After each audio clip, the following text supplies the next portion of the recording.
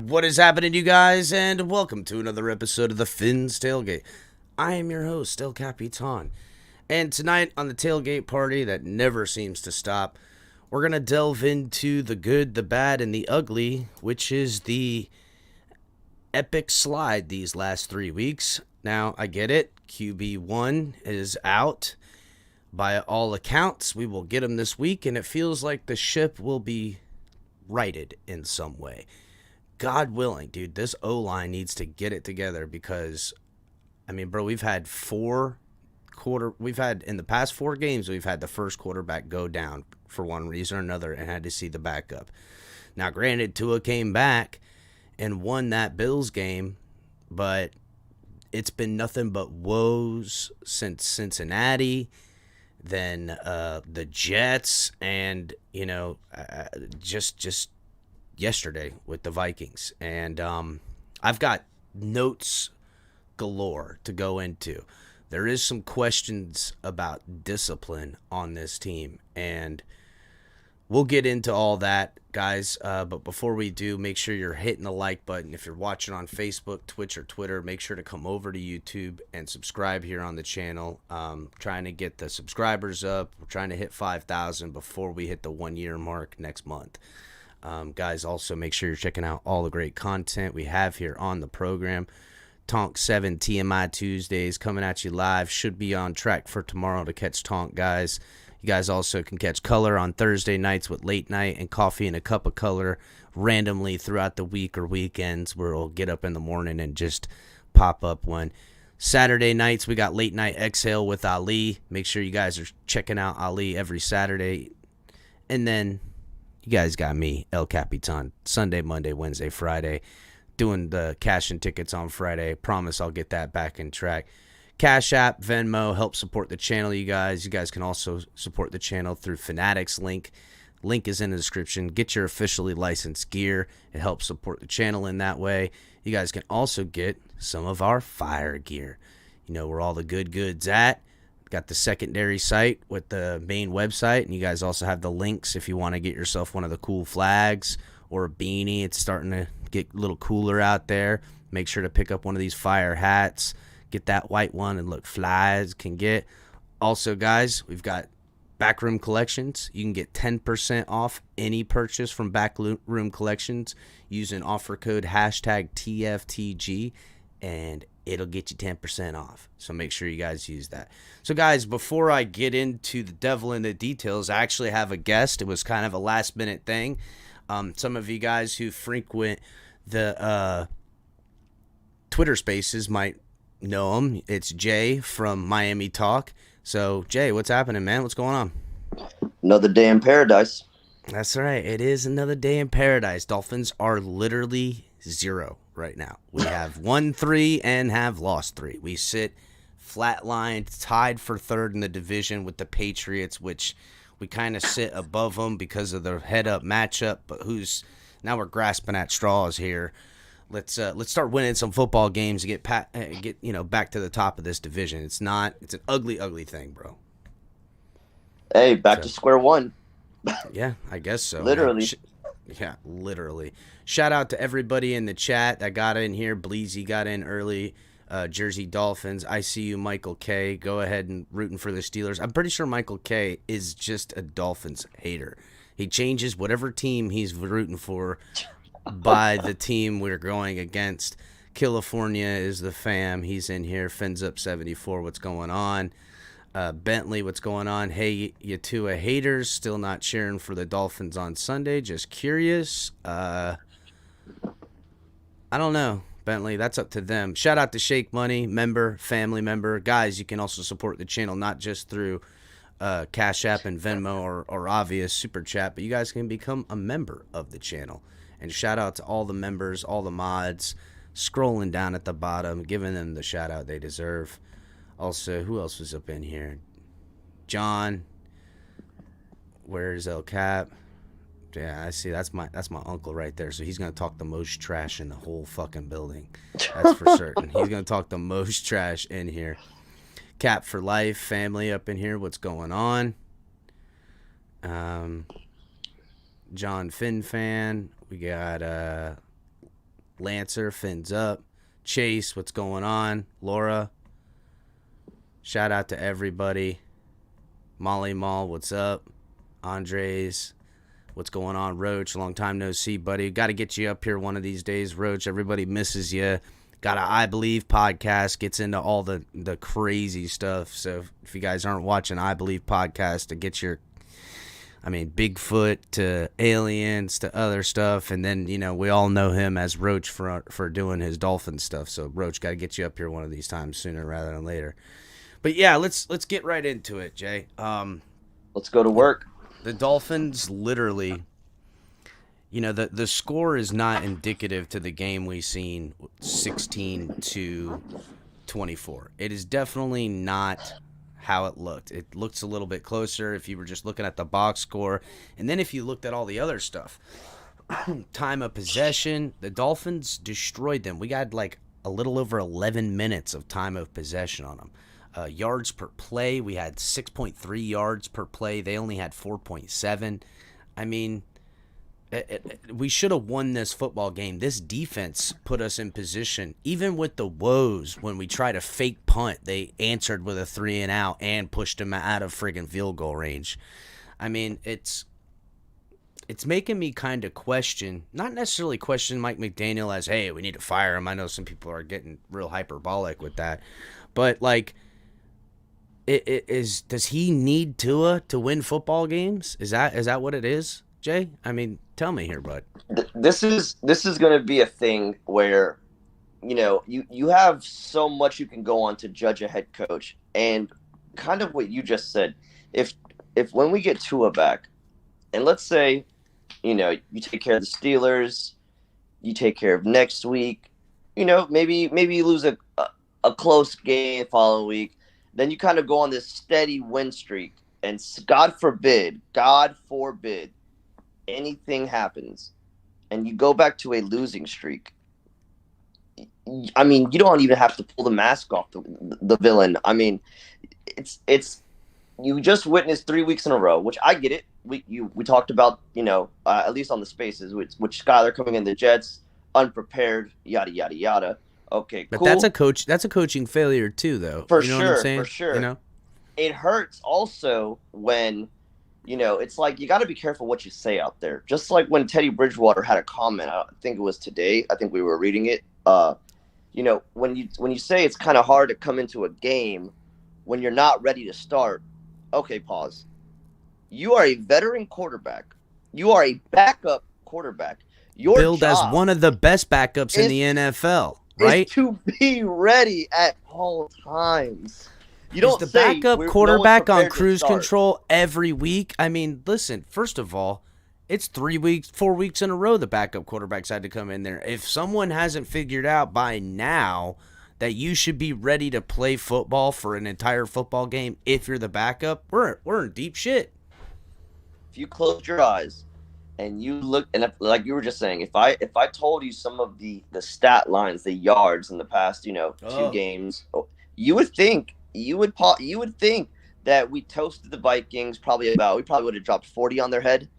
And then you'd open your eyes and I'd tell you we lost that game. There would be no way you'd probably believe me until I showed you the scoreboard. Literally. Yeah, if you showed That's the how stats. insane it is. Now another stat that rears its ugly head is turnovers. Turnovers kill. I don't even know what that is. That doesn't even sound like English to me anymore. So right now the Dolphins have only 1 interception on the year. That was Holland in week 1. And they are -7 in the turnover ratio right now. That is not the defense we're used to. Now, granted, we could bitch about the defense, but certainly not right now, not with the performance they put on yesterday. There was some questions about Boyer and things and la. But the defense showed up in a big way. They had, hold on, where do I got it? I want to say they had 9 3-and-outs before they surrendered any points in that game or something ridiculous like that. They had some ridiculous amount of 3-and-outs. No, it was 9 throughout the game. I want to say 7 before they started giving up points. And then there was turnovers by the offense, where then there was short fields. They gave up the big run. I heard people, they're like, oh, this defense, they got to make plays. They got to help out. What else do you want this defense to do in a game like that? Other than the one big run they surrendered where they got cooked by Cook. It was like a give up play. A give up play, pretty much. It really wasn't that. And, and I talked to you backstage about this. I was hard as a mofo on Teddy in my post-game show yesterday. I was drilling him. A lot of people want to, well, Teddy had all these good yards. He ended up with 329 yards, 2 touchdowns, and 2 TDs. Now, in the beginning of the fourth quarter, we were down 16-3. The defense for them just played back at that point. In the fourth quarter alone, Teddy got 232 yards. That's junk time yards. Don't pad your stats on me, Teddy Bridgewater, and try to, well, look at the stats. That's bullshit. We know what those stats were. That was them playing soft coverage, giving up a lot underneath. I got the freaking things right here. There is literally 7 14-yard passes and 2 13-yard passes, all made in the fourth quarter. The one big play was 49 yards to Waddle, which he ended up getting injured on. I mean, it's not, there's no flow with it. Mike McDaniel also, and a criticism, when the game was still very manageable, we were down 10-3 in the third quarter, completely abandoned the run. We had 3 straight 3-and-outs where we threw it 9 times in a row. What are you doing? You realize Teddy Bridgewater is doing terrible. If you didn't in the first 3-and-out or the second, I mean, goodness gracious, we completely abandoned the run. We were on pace by halftime to hit 100 yards. We're still in the bottom of the NFL. I want to say we got to be lower than we started yesterday at 30 in the NFL. We got to be lower than that. I We know got to be as lower far than as the that run now. game, we're like 30. We're like 30. I think we're exactly 30 in the run. Well, we were 30 going into Sunday. They don't put those stats until after tonight. So Probably get it 30, 30, 31, 32. I mean, it's not much distance there. But you know, close. Raheem Moser, I know there's not much. Where else are you going to go? Yeah, I mean, down 1 or 2? 34. Yeah. Yeah. Where are you going to go? There's only 32 damn teams.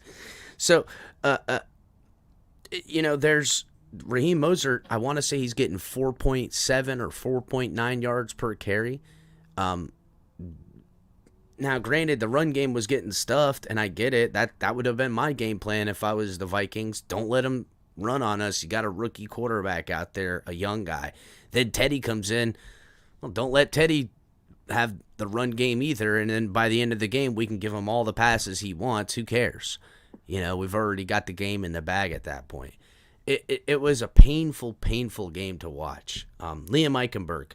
Got to be the worst guard in the NFL right now, right? I mean, Jesus, Louise, dude.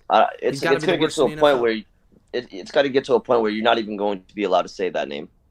No, he's the new Jesse Davis right now, bro. Jeez, he's the new Jesse Davis. It's quite. I mean, it's crazy to me, and I want to point out another thing.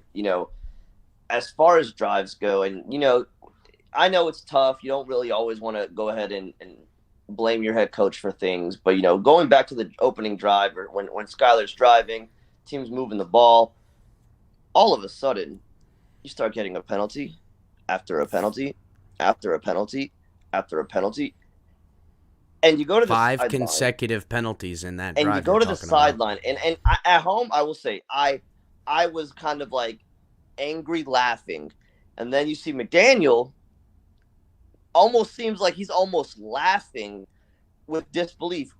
My thing is this. I get it, McDaniel. I know you're this player's coach, but sometimes in that situation, instead of giving that smirk of disbelief, mature up a little bit, get into your professional zone, change that smirk on your face, and you should be steaming out the ears, slamming your hands for a timeout, getting your guys in the huddle and asking them, what are you guys doing? It's nothing to laugh about. You're the head coach. There's nothing to be. It's not funny that your guys are not excelling at the things that you preach every single day. You want them to execute at high levels, but when you're out there witnessing that many penalties in a row, and that is, I mean, Lord, how many drives? I mean, how many times do you have to try to move the ball and it keeps coming back? So instead of trying to get your team, because you have a rookie quarterback in there. So maybe let's calm the team down. Let's waste the timeout because it's still early in the game. It's not even halftime. Let's waste the timeout and get your guys to settle down a little bit. Don't let them keep going back out there, back and forth, back and forth, back and forth. Skylar had him to the 3-yard line at one point. That got called back. Do you know how many in those 5 consecutive penalties? And I had them written somewhere. Some were questionable, like the illegal man downfield, that was weak, and the pass interference call on our fullback Ingold, that was terrible too. But okay, learning moment for Mike McDaniel. You will not get the calls, and you will get dicked around as the Dolphins head coach. Now you know. Welcome to the NFL. Welcome to Miami. Okay, because everybody hates us. But okay, do you know how many yards he gained in making up all that? He gained 76 yards passing. 76 yards Skylar Thompson gained to only be negated by 36 yards in penalties. And here's kind of to my point. So, week 1, the Dolphins had 4 penalties for 20 yards. Patriots only had 3 for 15. Came out strong. Not a lot of penalties given. Week 2, only 1 penalty for 5 yards, where the Ravens got 8 for 51. And in that second half, they had most of those 8, and it cost them the football game, and Tua lit it up. A little bit of back and forth. Week 3, we had 4 penalties for 20 yards. The Bills had 7 for 52. Seeing a theme here, aren't we? So then week 4, which was a close game, we had 6 penalties, and so did the Bengals. We had 41 yards. They had 74 yards. If Tua would have been in that game, I think we all would have felt, golden. Did Tua being knocked out, because the penalties and the yards, I'm going to tell you, between the last 2 weeks is shocking. Last week against the Jets, we had 11 penalties for 102 yards. Now, the Jets had 105 yards in penalties, but as you remember, there was 3 or 4 of them were pass interference yards. Yep. So they only had 5 penalties that game. So although those are big chunk penalties, they're not offensive drive killing penalties that are given up by the defense. Those were offensive drive pushing for us. The 11 for 102, a lot of that came on the offense, and that's how you'll get stifled. Yesterday, we had 10 penalties for 97 yards. The last 2 weeks, we got over 200 yards in penalties. We haven't run as many yards as we got in penalties up to this point in the season right now because of the last 2 weeks. This is bullshit. Bullshit. This is an undisciplined football team. And I think to Mike McDaniel, and I get it. I like the guy. I like that he's this new progressive coach. I think it works. But just like you're saying, he's kind of smiling in disbelief on the sidelines when really he should be cracking that whip and saying, "Listen, you guys are making me look like an idiot out there. You're making me look like an idiot out there, and this shit ain't gonna stop." I said after the game on the post game that if I see Connor Williams snap one more high football, I would make him snap shotgun until he fucking threw up. That's what I would do. I said, bro, you're going to snap footballs until you fall on your face and can't get up. That's how you learn not to fucking do that shit. We're talking about things you can control. And when you're down to your third string quarterback or even your backup, when you don't have Tua in there to bail your ass out, apparently you need to be more sound, not less sound, not having more penalties. This is a terrible situation. We got to get it together. It's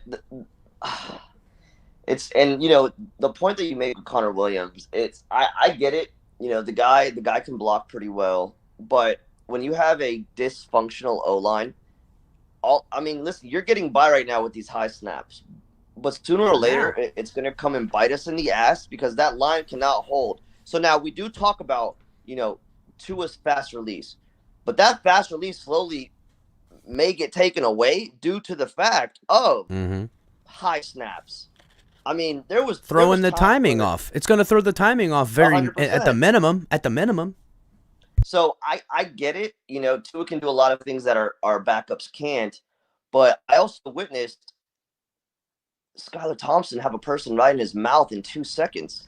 He snapped the ball, and there was a guy already in the back. I don't care how fast you are as an NFL quarterback. You're taking that hit. You can throw that ball, but ain't no wide receiver.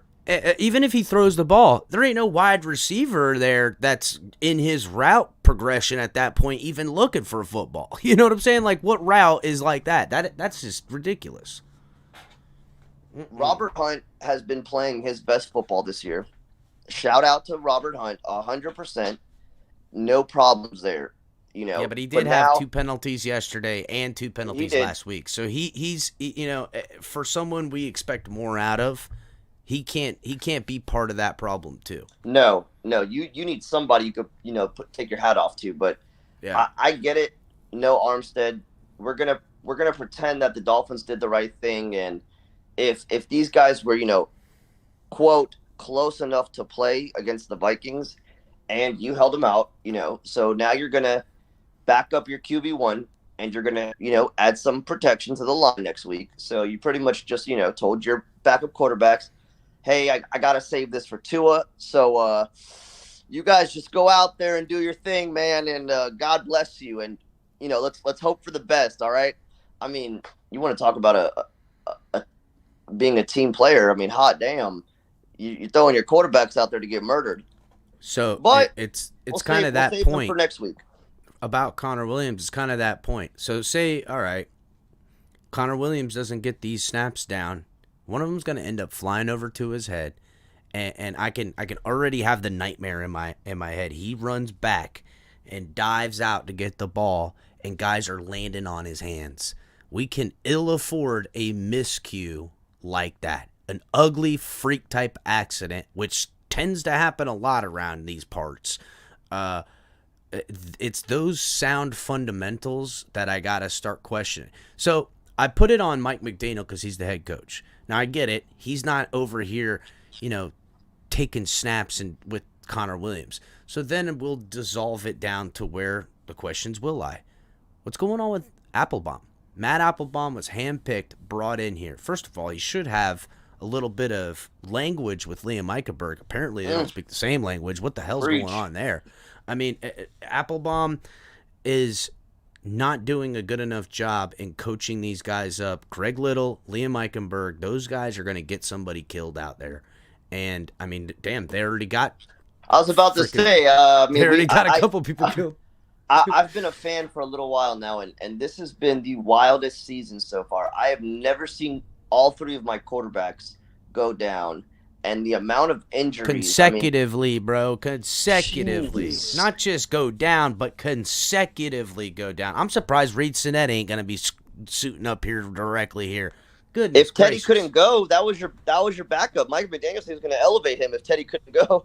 You would have had Reed Sinnett and Skylar Thompson for your quarterbacks. You know what? Probably should have just went ahead and did that anyhow, just to fucking go for the full-on hat trick. We're going ahead and just bringing out everybody, bro. Let's just go for the hat trick. It'll be something that Vegas wins every bet on because no one put money on that. I mean, look, it totally got railroaded. It's not something that spells winning football. The Dolphins defense held on 12 third down tries for Minnesota. They only converted 2. 2 for 12 the Dolphins defense did yesterday. They had only 11 first downs the whole game, and I want to say they only had like 13 possessions. I mean, the defense did their job. The numbers say that the offense did okay, but I mean, goodness gracious! Shout out to Ian Baller for the $2 donation. He says, "We get a QB weekly prep. He goes down early." I'm saying, but shouldn't McDaniel now say, "Hey, I gotta have my backup guy in concert with what the hell the game plan is"? Enough of these mental reps. I get it. We need a lot of reps for Tua when he's out there. But if Tua's injured, get both these guys to split the reps. You know what I'm saying? I don't know what else to say. You're 100% right.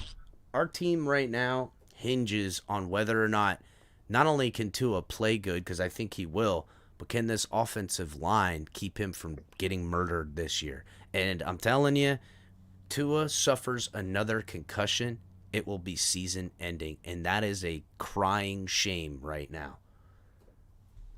You're 100% right, and that's what's scary about all of this. And I get some people have this different opinion on the whole concussion thing, but the way that Tua's gone down this season as the quarterback and how he's hit his head, you talk about what's been going on recently about, when it did happen, how we were all yelling for the NFL to do something and yada, yada, yada. So the NFL does something now. Now we're not happy, did you really think the NFL was going to be your best friend on this?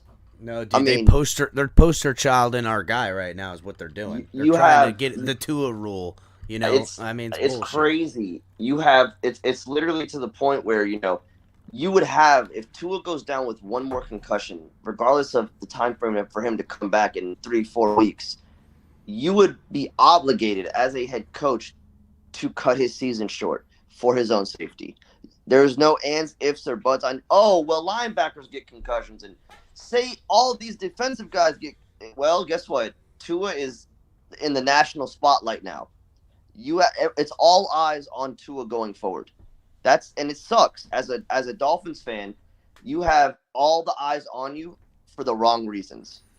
Well, Tua is a legit superstar. And we were talking a little bit backstage, like, we haven't really seen something like this as Miami fans where someone comes in to our fan base as a rookie with superstar status as far as CNN and MSNBC, like they're talking about our guy, whether it's good, bad, or an injury or a concussion or whatever.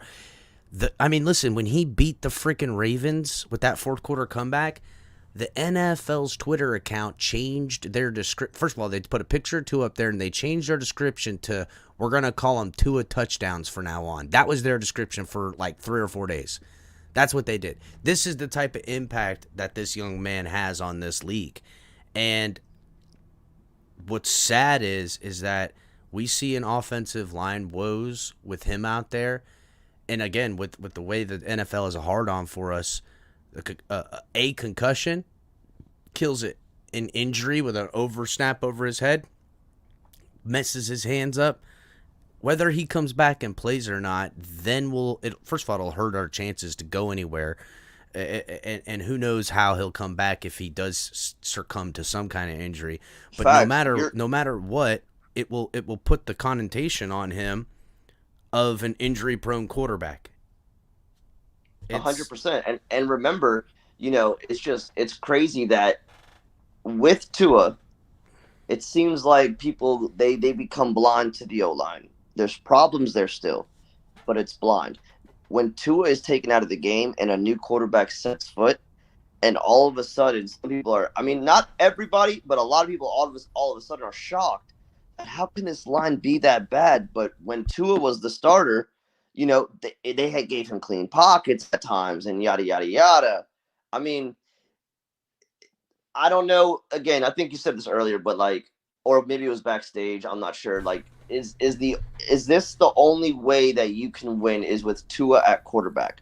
Because nobody else behind that line can prosper. Nobody. Nobody. His quick release, his internal clock is making up for what now I'm wondering, is Mike McDaniel as good as offered? Because, look, and I don't want to trash on Mike McDaniel because I like it. And I want to say these hopefully will be blips. But if we don't call it out, that's right. I'm trying to hold people accountable, bro. Win or lose.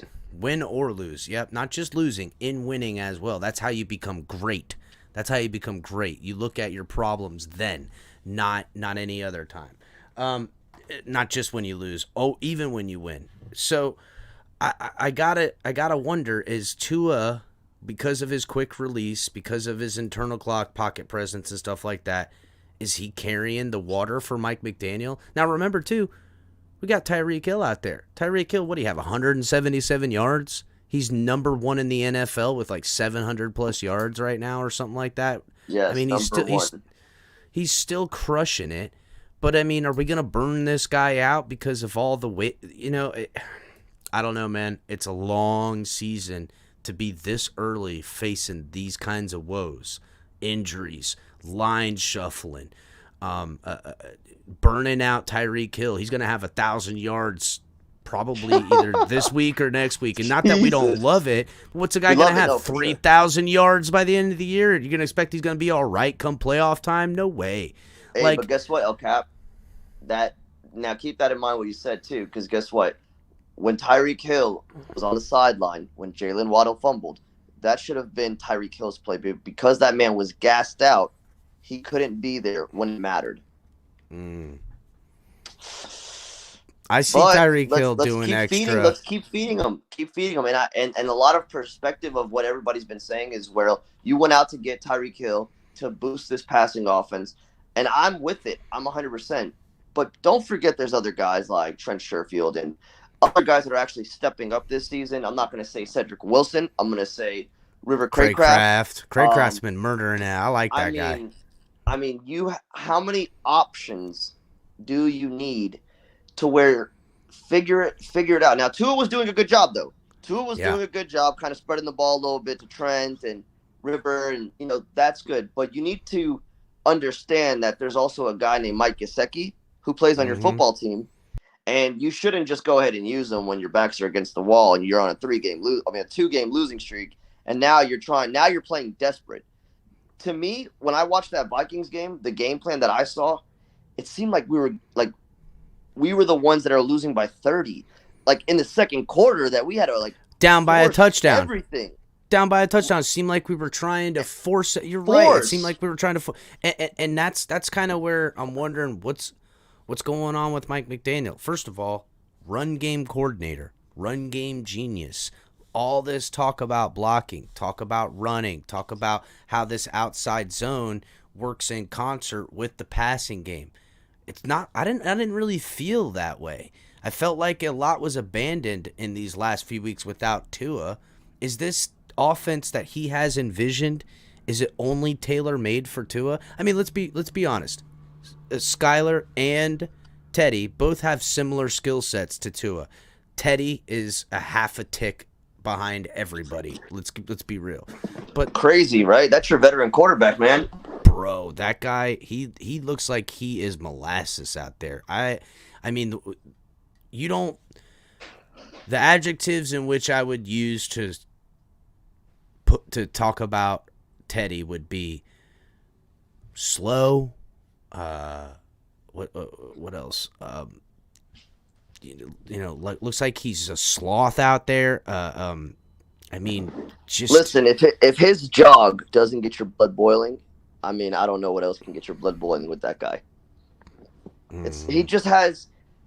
I mean, I hate to say it, it's kind of something that we're used to, I guess. When you go out and get these guys, give them a guaranteed 1-year contract, how much do you really expect? I mean, you would have, in my brain, I would have expected that Teddy would have taken this opportunity. He's a hometown kid. Hey, I play for the Miami Dolphins. I cannot wait for my time to shine. I'm going to pretty much, get with my team. I'm going to build chemistry with these guys because nobody is stupid. You know that you have a high possibility of playing on a Sunday because of our quarterback room. show out for your hometown, bro. Show out for the home team. Like, what are you talking? Lewis says lethargic. Perfect word to give it. Lethargic. He looks. Why am I seeing a seventh round rookie quarterback in a pregame huddle with his guys, talking it up, whatever was stated together without them being in uniforms, and just like the chemistry that guy is showing, leadership. And I've never seen Teddy do any of that. Anything. No, dude. Even when Teddy picks up the first down, he just moseys on over. Just do. No rush, no nothing. Going through the motions. His post-game press conference about blew my lid. It literally just looks so uninterested in wins or losses. The comments that I was, like I said, that I've told you already, and I'll say it again. You are an embarrassment as a backup quarterback to go out there and say that it's not easy having your starter going down and then you have to become the starter. Like, that's what you do. That's your job. You are a backup quarterback. Again, we just said this already. What are you doing in practice now? Can we say if McDaniel truly, with Tua, I get it. You're going to give Tua maybe 90% of the snaps, and then you're going to kind of get those other guys in here and there. But why? It's his seventh year. Skylar it's and his Teddy? seventh year, though. I mean, think Teddy's got 7 years in the NFL. He's got 7 years. That's got to amount for something. And apparently, it amounts for nothing. You didn't trust Teddy to start for you because you used the concussion bullshit as an excuse. But hold on now. So you use that as an excuse to not start Teddy, but he's the backup quarterback in case Skylar gets hurt. So he's going to play if something happens. At the end of the day, he's going to be on that football field, but you don't want him to start. You rather trust a 7th-round rookie. And on top of that, McDaniel's comments were, yeah, even though Skylar got hurt, if he was able to go back in, I would have pulled the plug on Teddy. What does that tell you?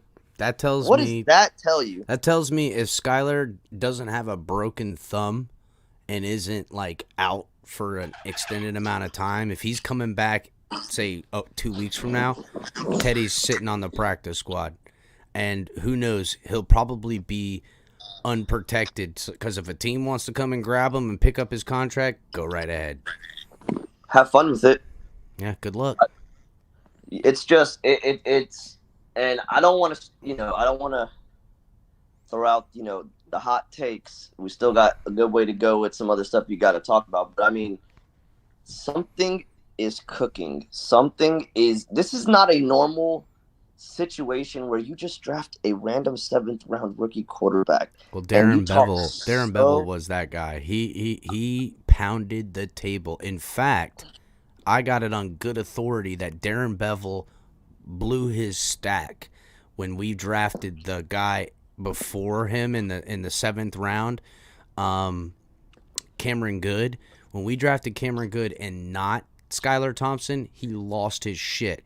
And that when they came there, they already had the card ready, set to go. They didn't have anyone else. They didn't even look at anyone. They knew they were going to get that kid if he was there. And that there was a big, conversation that happened. You signed Teddy Bridgewater, and you still drafted a quarterback? Is that, if I'm not mistaken, right? We signed Teddy, and then we still drafted Skylar Teddy's Thompson, semi-retired, right? Bro. That's a fact. Teddy is semi-retired. I forgot which one. I forgot which presser it was. I could be wrong, but I don't think so. McDaniel mentioned something long-term with Skylar Thompson. Again, it makes me really think, and I get people are going to say his college career wasn't great, but his preseason was great. It's kind of weird to have a guy come in preseason, which you're playing with Starbucks employees. Cool, it is what it is. But you had a horrible college career, supposedly, and you came out, you played lights out in the preseason, and your head coach just has he talks about you a little too much to be a third-string quarterback. I mean, you should be relevant. No offense, you should be irrelevant. You really shouldn't be talked about. You probably shouldn't make this 53-man roster, right? Because that doesn't make sense. Why would you want to pull a roster spot when you could probably use that for your cornerback depth that you don't have? Friggin' O-line depth, maybe. You know what I'm saying? Hey, what about maybe a linebacker?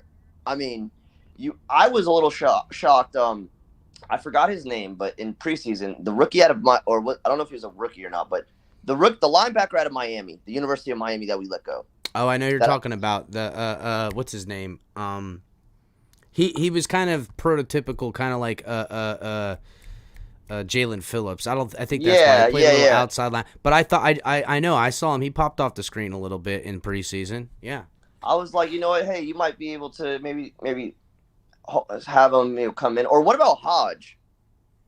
Darius Hodge, yeah, from Cleveland. We brought him in. He was out there trying his damnedest to make this roster. But Skylar Thompson, every bubble guy knew that their time was up. They were playing for other teams because they saw what Skylar Thompson was doing out there. And that's just a fact. And probably saw how much the coaching staff had a little glimmer in their eye for the guy. I mean, you had so many guys, so many beat writers for the Dolphins, and guys that are, like Allen and other guys like that, like writing about Skylar in training camp, and guys talking about the OTAs. And I mean, Cap, this is a 7th round rookie. What are we talking so much about this guy for? It's not like he's going to start an NFL game ever in his career, from what everybody said. It's not like he's ever going to touch the football field, from what everybody said. And all of a sudden, the Miami Dolphins become the Miami Dolphins, and Tua Tagovailoa goes down. But and wait, Teddy goes down. More. And now the third. Teddy goes down the first play. The first play, and here comes a rookie quarterback who comes in unprepared as hell. And people could say he played like dog shit, but to me, I don't think he played like dog shit. I've seen worse from rookies that were drafted high as fuck. You know what I'm saying? I mean, Kenny went down there. Kenny had a game and threw 3 interceptions against the Jets. I mean, this is the thing. He was unprepared, and if you thought you were going to witness a Dan Marino on a guy that's not prepared, because now we all know from what Teddy's saying is something's going on in practice where your backups are not relevant. They're not prepared to go out there all of a sudden. So I'm kind of picking up what you're putting down. It seems like Teddy Bridgewater is just going through the motions because he knows, number one, there's no future in Miami. Number two, it's only a matter of time before he's not QB2, and it is Skylar Thompson. That's what it seems like at this point. Now, the hand injury may sideline that, but the end result will still be the same. Teddy has no future in Miami. He doesn't care to. It seems apparent. And, again, 232 yards in junk time in the fourth quarter isn't changing my mind. You can tell me 300 and whatever the hell it was. I got it written somewhere around here. That don't mean nothing because that guy did not play winning football. He didn't. It And looks to like Skylar it looked. Thompson's credit, he was trying his damnedest. That's how he got injured, trying. And that's kind of how Tua got injured as well, trying. Now, I don't want my quarterbacks to do that type of stuff, but I will never begrudge a man who is a competitor and a leader that does above and beyond the call of duty to try to win football games. That kind of stuff, I respect. Did you notice, if I'm not mistaken, was it the since I? Oh yeah, it was the Cincinnati game, and Teddy had wasn't it? I think it was the Cincinnati game where Teddy had a really nice spin move to get out of pressure, and throw it to the receiver. I saw quickness, and then I see Teddy against the Vikings, and it looks like it looks like I personally gave my Xbox controller to my 5-year-old and let her play quarterback and hit the joysticks and do spins right into pressure. Yep. Every time. And I'm sitting here like, first and foremost, that was the slowest spin move in my life. You're a veteran quarterback. Maybe you should step into the pocket. When it's coming so close to you and stuff, you need to maybe step into the pocket or something like that, or maybe scramble. Why are you pretending that you have elite blockers in front of you that you can pull off a damn spin move and you're just not going to be touched because your lineman's going to be there to save the day or something? I mean, it's either one thing or the other with Teddy right now. Either one, he doesn't want to play football anymore, or two, he only wants to play if he's going to be the starter. You know what I'm saying? 100%. And it's either one or the other. That's kind of where I'm sitting in this. Because I remember when we got Teddy, he even slipped up in the interview and said, no, I'm here to try to start football. Like he had it in his head that he could be like Ryan Tannehill to Tennessee, that if Tua goes down, they might go to him and he could take this team away from Tua. Well, that was dead in the water, and they told him so, and then he came back and said so in an interview. You know what I'm saying? Where he's like, no, I'm here to back up Tua, da-da. And it seems like he's carried that demeanor all the way through. It's almost like he's bitter. He's bitter. I mean, this is the question. When you landed in Miami, and this is, I don't know if this was really said, but like when you have your guys or your coaching staff supposedly telling you that, hey, you're just here to back up Tua Tagovailoa. Like, you're not ever going to be a starter here. You're just here in case something goes wrong. I mean, that's why I guess to make him be quiet, you give him a guaranteed contract. So if he doesn't get his way, it is what it is. But right there, I would have personally. Where's the dog though? Where's the dog though, Jay? Where's the dog where he goes, it's me against the world. When Tua goes down, I'm gonna take this football team. He ain't got that. That's my problem. You would think, right? You would hope so. You would hope that that's what you would find. I'll tell you what. When Tannehill went down, what did what's his name that used to back him up do that ended up going to Kansas City? Matt Moore. Matt Moore came out there like he was a guy like I ain't got a fucking thing to lose. I'm winning everything. That's a fucking backup right there. Give me something like that. Listen, where was the concussion protocol when that man got nailed in the Steelers game? Boy had his lights turned on and off. You know what I'm saying? He was just, oh my god, dude, on and off, dude. Buddy said, and you know what?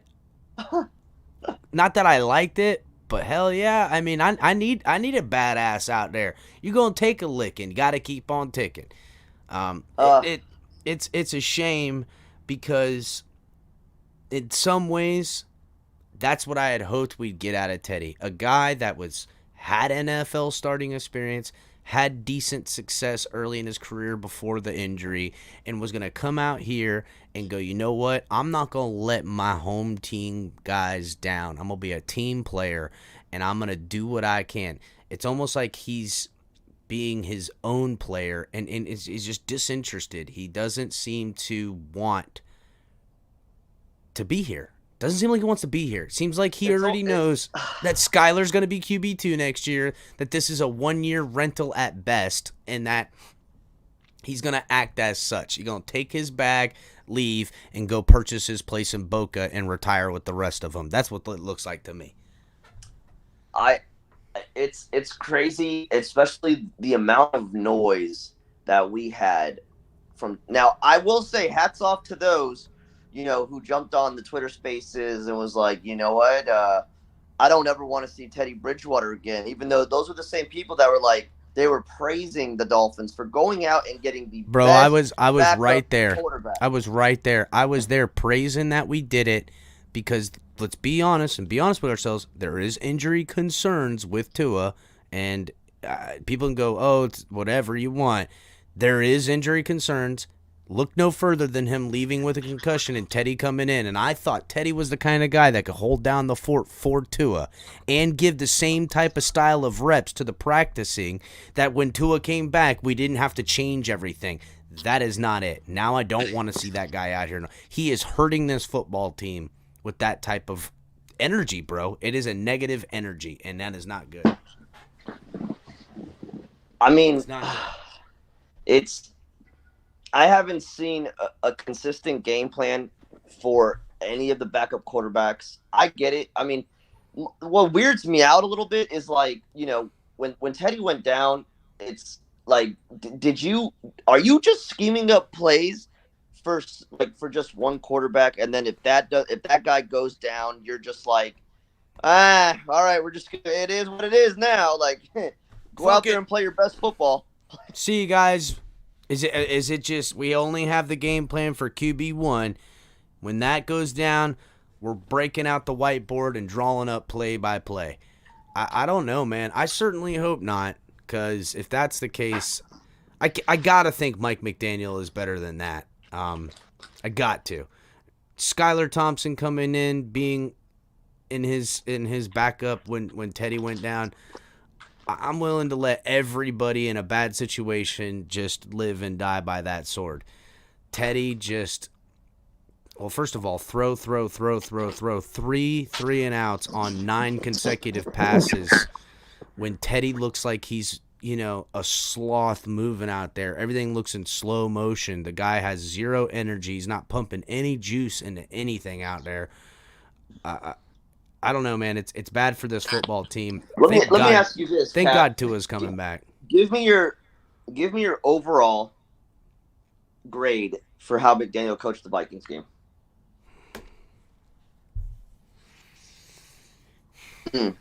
Need you to think on that. I need you to give me an honest answer too.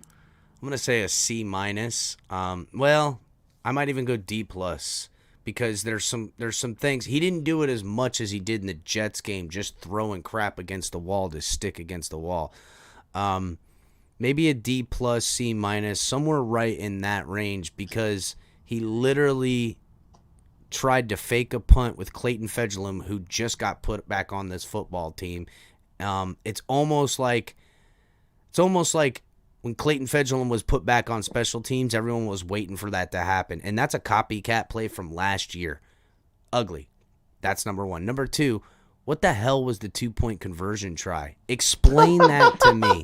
Explain it to me how that makes sense. Somebody explain it to me. Now, you can say, oh, well, it's because if later you could win the game. No. That's you assuming you're going to get another touchdown. Let's just go ahead and know get what the first. Word is. It's called being aggressive, Cap. It's being aggressive. No, it's not. That's being over analytical bullshit stupid. It makes you and us look like idiots when you do some shit like that. That's what it looks like. Made no sense. It looks like somebody or the entire team, offensive staff, whoever's up in the booth, everybody says, we got to score a 2-point conversion to tie it up later when you guys don't know how to count. That's what it looks like. That's what it looks like. Like you guys got your head spinning inside the game. It looks odd. It looks odd. And I didn't like it. It was ridiculous. If you want to go for a 2-point conversion at the end of the game to win it, I would bitch about that if you didn't get it too, but I would still respect the fact that you sacked up and tried to take a win, with your backup after starting your third guy and coming back and rallying in a way. But to me, the fake punt that gets stifled, the 2-point conversion that doesn't convert and stifles, those types of things are emotion killers. It takes the piss right out of things. We should have ran the ball more. Should have did more things, man. You talk about, wanting to help your defense out because your defense is exhausted. Xavier Howard's pissed off that your offense can't score points.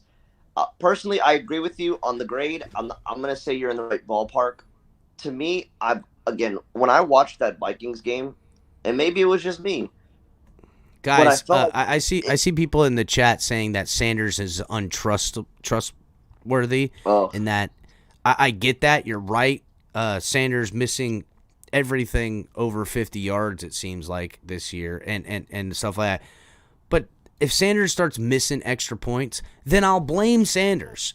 Right now, when you miss an extra 2-point conversion for no apparent reason, I got to blame the coach. You know what I'm saying? Like, if Sanders starts missing extra points regularly, then yeah, then cut the motherfucker. You know what I'm saying? If he's that way, then whatever. Then he and Teddy both can go get a house in Boca and share. You just paid him. You just gave him I don't give a fuck. Don't keep a guy you're paying that's failing, dude. Fuck that.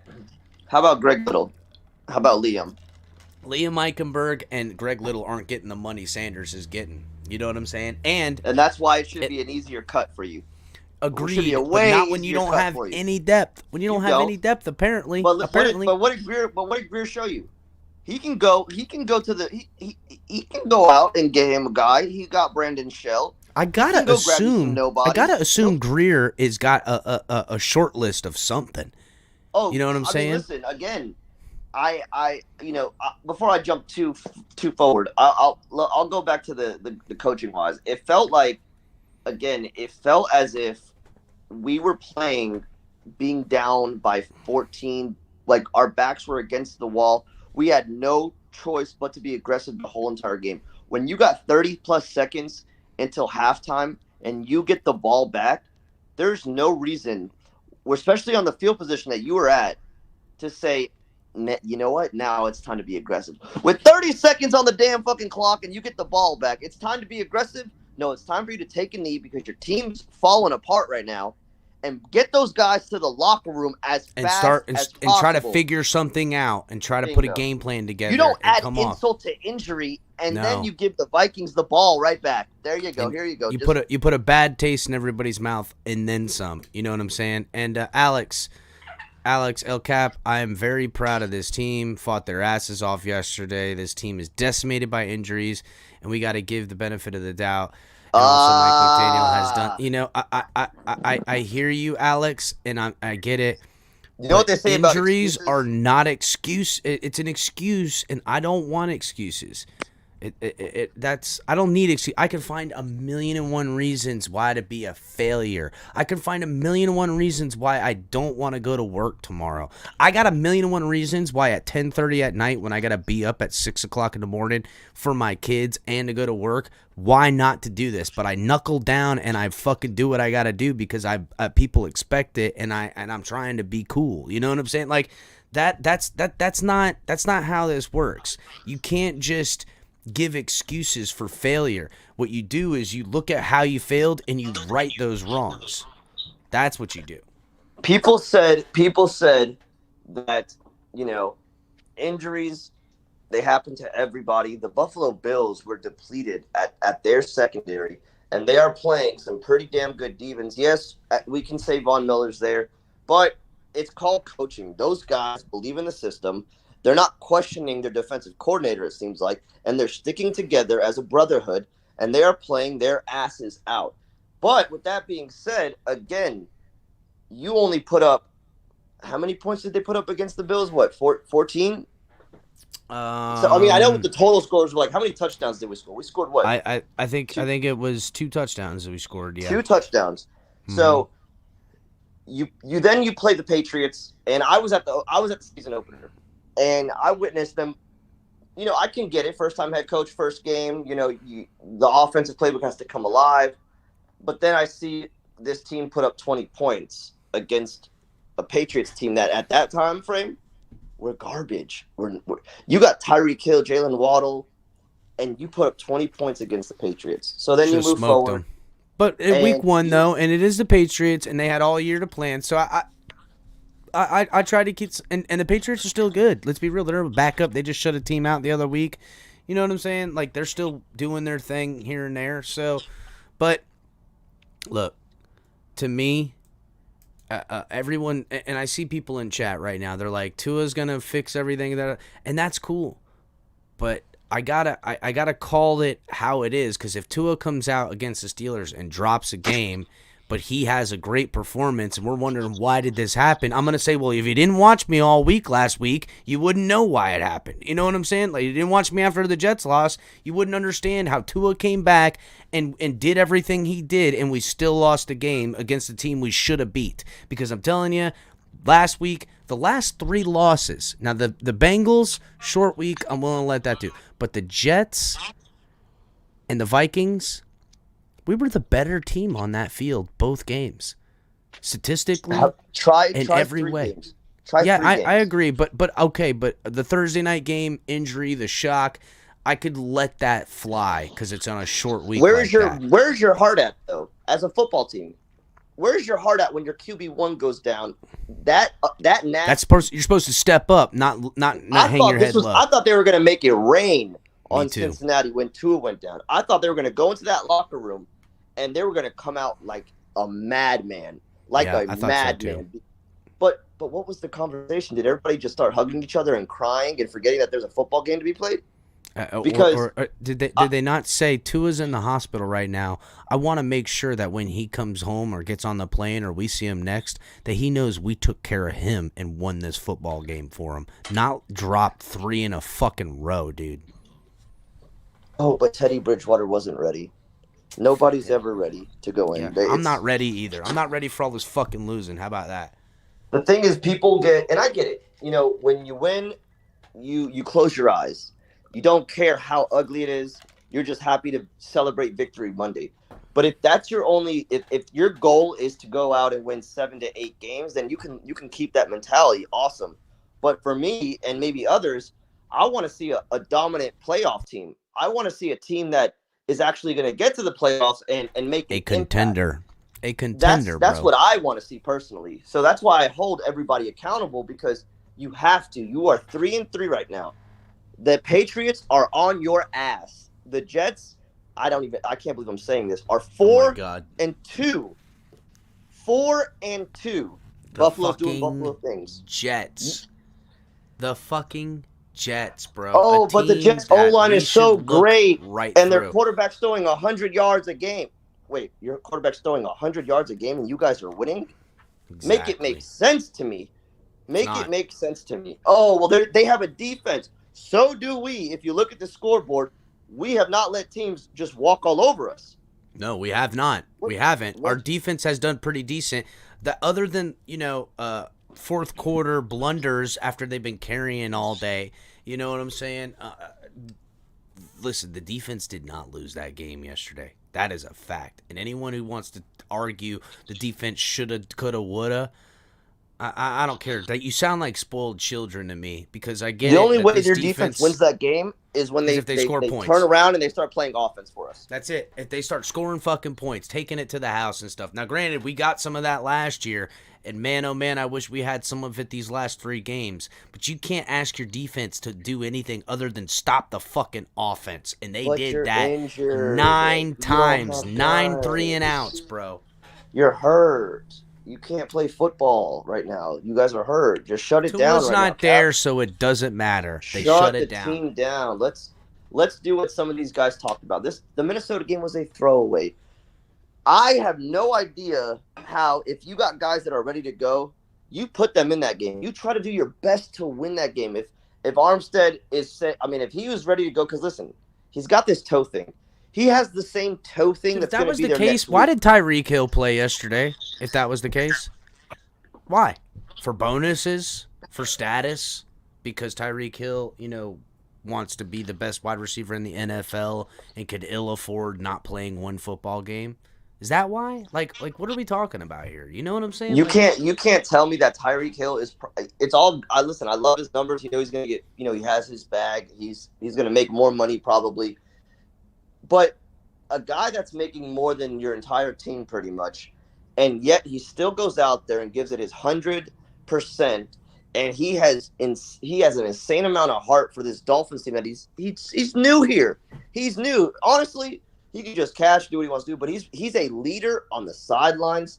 And I mean, is that not enough motivation for your fucking asses to get up and help Tyreek Hill out on offense? As the O-line, are you guys blind as hell to where you guys aren't putting enough energy and you guys are so tired because you're getting put on your ass, and yet Tyreek Hill is gassed. The dude is cramping. The dude is on the Taking sideline. IVs at halftime because he's fucking got down his fluid so bad. Jalen Waddle fumbled the ball. That's excellent. Do you know why? And you know what? Jalen Waddle has been amazing for us. I'm not going to say anything negative about that. But that could have been very different if you would have figured out a way to get the ball to some other guys, maybe, because Tyreek Hill, who you need on drives like that, he couldn't be there for you. He's on the sideline exhausted because the man's doing everything in his power to try to help y'all's asses out. And you know what you're not doing, Cap? You don't even want to hand the ball off and give this guy a break a little bit. You want to keep force passing like you're down by 30 and you have no choice but to hurry it up. And speaking of hurry ups, have you seen any nice hurry up offenses from the Dolphins? I have not. I haven't seen an offense where we're putting the pressure and applying it on the defense consistently. But then again, Teddy Bridgewater's been out there quite a fucking bit, so I don't know. You know what I'm saying? I don't know what's going on. I remember seeing it with Tua a little bit, but I don't think hurry up and Teddy Bridgewater go together. So I don't know. And listen, I see everybody in chat. They're all like, turn the page. We'll be happy. We'll get to that later in the week. This is Monday overreaction. We're trying to get the last bit because, again, if some reason Tua isn't able to overcome all of the things we're telling you guys about right now and loses but has a great game. Now, if he has his own share of problem, that's right. We want This is what your team looks like without Tua. And understand that this is a reality. This is a reality for you because I mean, so now you see what happens if Tua goes down. It's even worse than last year. Tua goes down, your team is very bad. Now, again, you can blame the players, but nobody's prepared. So that means you have no choice but to cross your little fingers and hope to God that Tua finishes out this whole entire season. Because if not, this is the worst team in the NFL. And I'm not saying the offense, the defense. I said team. Definitely not the worst personnel team. It's the worst in what you're talking about. I get you. Yeah. As far as execution when goes. You're losing games, you're obviously, if you're going back to forth, I mean, you're 3-3. You know, if you're losing games because you don't have starters in, and if that's your mentality, what do you think is going to change if Tua goes down again? That's your team's mentality, and nobody's fixing it. Bro, this isn't listen, the hard stretch of the year when guys are definitely injured is in the final quarter of the season when it's smash mouth football. It's freezing ass cold out. When you get hit, it hurts 10 times more. Guys are going to be, coming in and going out. We're going to see more guys get off. These aren't the only. It isn't like, hey, no more injuries the rest of the year. It's going to happen. We can't allow injuries to become the excuse. I'm never going to stand for that. I'm never going to stand for it. I think the biggest fraud of this team's narrative is next man up, is what it seems like. Or next man up. What about adversity is opportunity? What about the team? It's the team, how they handle it. It's never how is McDaniel handling it. That's what I'm curious. How is McDaniel handling it? Because I swear to God, Cap, I'm getting so irritated with McDaniel's press conferences because every sentence is I mean, maybe it's a speech impediment, or maybe it's something there. But this man struggles to give you. Want me to tell you what that is? I'll tell you exactly what it is. It is, and if you go and look at the transcript when he's quoted, it's hard to even read, and they do that on purpose. You either say nothing or you say a lot of nothing. Okay, you either say nothing at all by saying little, or you say a lot of nothing by saying too much. And that's what he does. And if you look at when he's being quoted, it's hard to even read and understand what the fuck. You can't even really read it because they have to quote him, and they do that on purpose. So there's nothing ever tied down to what they're saying. They can always have a back door. It's actually kind of brilliant. But you can't just tell me what's wrong with Skyler. He's day to day. Just give me the answer. You can't tell me that Byron Jones is not ready to go. And now it's seeming like you may not see Byron Jones for a good bit of this season because I don't think he's even started the 21-day thing before you go on IR. I mean, he's on it, I guess, but you're telling me now you guys are bringing up IR again. So what's really going on? Because it gets annoying to hear fans consistently talk about Byron Jones when they're lying to themselves thinking that they're going to see this guy back in 2 weeks. I I, don't think so. I don't know exactly how it goes, and I'll look it up and probably have it ready for Wednesday. But inside that 21-day window, if you don't activate him, I think he's gone for the year. Am I right? Yes. Once you go on IR, you are done for the year. That's it. Guys, we've reached a little over the hour mark. Hit the like button if you haven't already. Please get the likes up. It helps get it out there. We'll do the rundown real quick and we'll continue on. Make sure you guys are checking out all the great content every week. You got Tonk 7 TMI Tuesdays, live around 9. Catch Color on Thursdays with, late night color commentary. And you also got Coffee and a Cup of Color. Saturdays, you have Late Night Exhale at 10 with Ali. And then every other day of the week, you got me, El Capitan. And then on Fridays, we get Brandon the Bookie in here. Cash App, Venmo, the Finn's Tailgate. The link's in the description for all the great stuff for us and for Fanatics, as well as Backroom Collections, where you can get 10% off using offer code TFTG. Get the likes up, guys. Hit the like button. Yeah, we're not trying to harp on it. It's not the energy we're going to carry all week. I will say, I feel like, and McDaniel did say it looks, Austin Jackson and Teron Armstead both were extremely close to playing on Sunday. They didn't. So we are assuming, and he's kind of said this in his press conference, that they expect those guys to play. Along with Tua showing up, this O-line will be significantly better with it. Just Armstead on the line, it's significantly better. I'm hoping that we get a new Austin Jackson out there looking like the right tackle, the tackle prospect we had hoped he would be. I'm sure there's going to be some rust to shake off, but to me, Tua's the best guy equipped to handle incoming pressure with the short passing and stuff like that to get the defense on their heels a little bit. And once you have them on a run, a pass, and now you're in like the 5th or 6th drive in the play and you got them sitting down a little, then you take a shot. Tua's definitely been great at running this stuff. But if things don't work out this way, I'm going to go back to this discussion and we're going to look at the reasons, and I guarantee it's going to be the reasons we've discussed. Giving up 6 sacks in a game. Now, Teddy's got at least 2 of those on him. But I don't want Tua getting sacked 6 times. He's had enough of that up to this point. I don't need to test the kid's grit anymore. I want him to win me football games. That's what I want. I don't want to see him, bro. I just don't want to see him injured again, and then we're in this whole new window of insanity that is what it is. If we find ourselves there, I'm not going nowhere. But, there's things to be worried about. Nick Needham went down. No one says a peep about the guy. Jay, we were talking about this backstage. No one said a peep about Nick Needham. Because his name's not Tua Tagovailoa. It's like he doesn't even matter. Do we forget that this guy has been playing instead of Byron Jones all year? And I haven't seen, I've seen him make some poor tackling out there. I haven't seen him getting toasted. I haven't seen him getting just roasted every now and again. He's lost some plays, but guess what? Teams are going to make plays, but I haven't seen him just being a liability out there. Cater Kohu should be back Sunday, but it's not going to be Byron Jones. Cater Kohu's done really well, but now we're still one guy down. Do we go and make a move around here? Do we call the Commanders and say, hey, mid-round pick for William Jackson? I think we better. We should. Do we call up Joe Hayden and say, hey, man, how serious are you about retiring? We give out guaranteed money over here. Yeah, we give out tons of guaranteed. Go ask Teddy Bridgewater, bro. What you want, $5 million? Give me $5 million right now for the rest of this year. Yeah, guaranteed. No questions asked. So we don't know if Nick Needham is gone for the season yet, but it's one of two things. It's either a high ankle sprain, which you're going to be out a while, or it's his Achilles. And if it is his Achilles, it'll probably require surgery, in which case he will be down the year.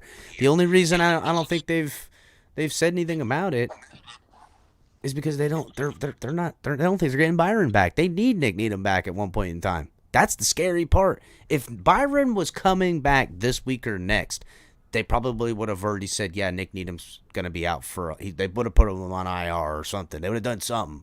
But the fact that they haven't given that out tells me even more about where the status is with Byron. And that sucks. That sucks. The D-line which showed up yesterday, needs to continue to show up more in a big way as far as pass rush goes, because we're not going to have 2 lockdown corners out there like we've been with spoiled. Man, remember how much everybody was talking about trade Byron, get rid of Byron, shake him down? I was like, listen, don't fuck with that man, okay? Because although he ain't intercepting and making gameplay shit, there's a reason somebody else is, and that's because he's locking people down. Bingo. Damn. Bingo. It's my thing is this. I didn't see anything, but I am curious. We released Zaquandre White, freed up a practice squad spot. Makes me think, did Greer get on the phone with somebody and has somebody incoming? Because that's the only thing I could think of, because that's kind of random, right? Like, just out of the blue, you lose a player. Definitely.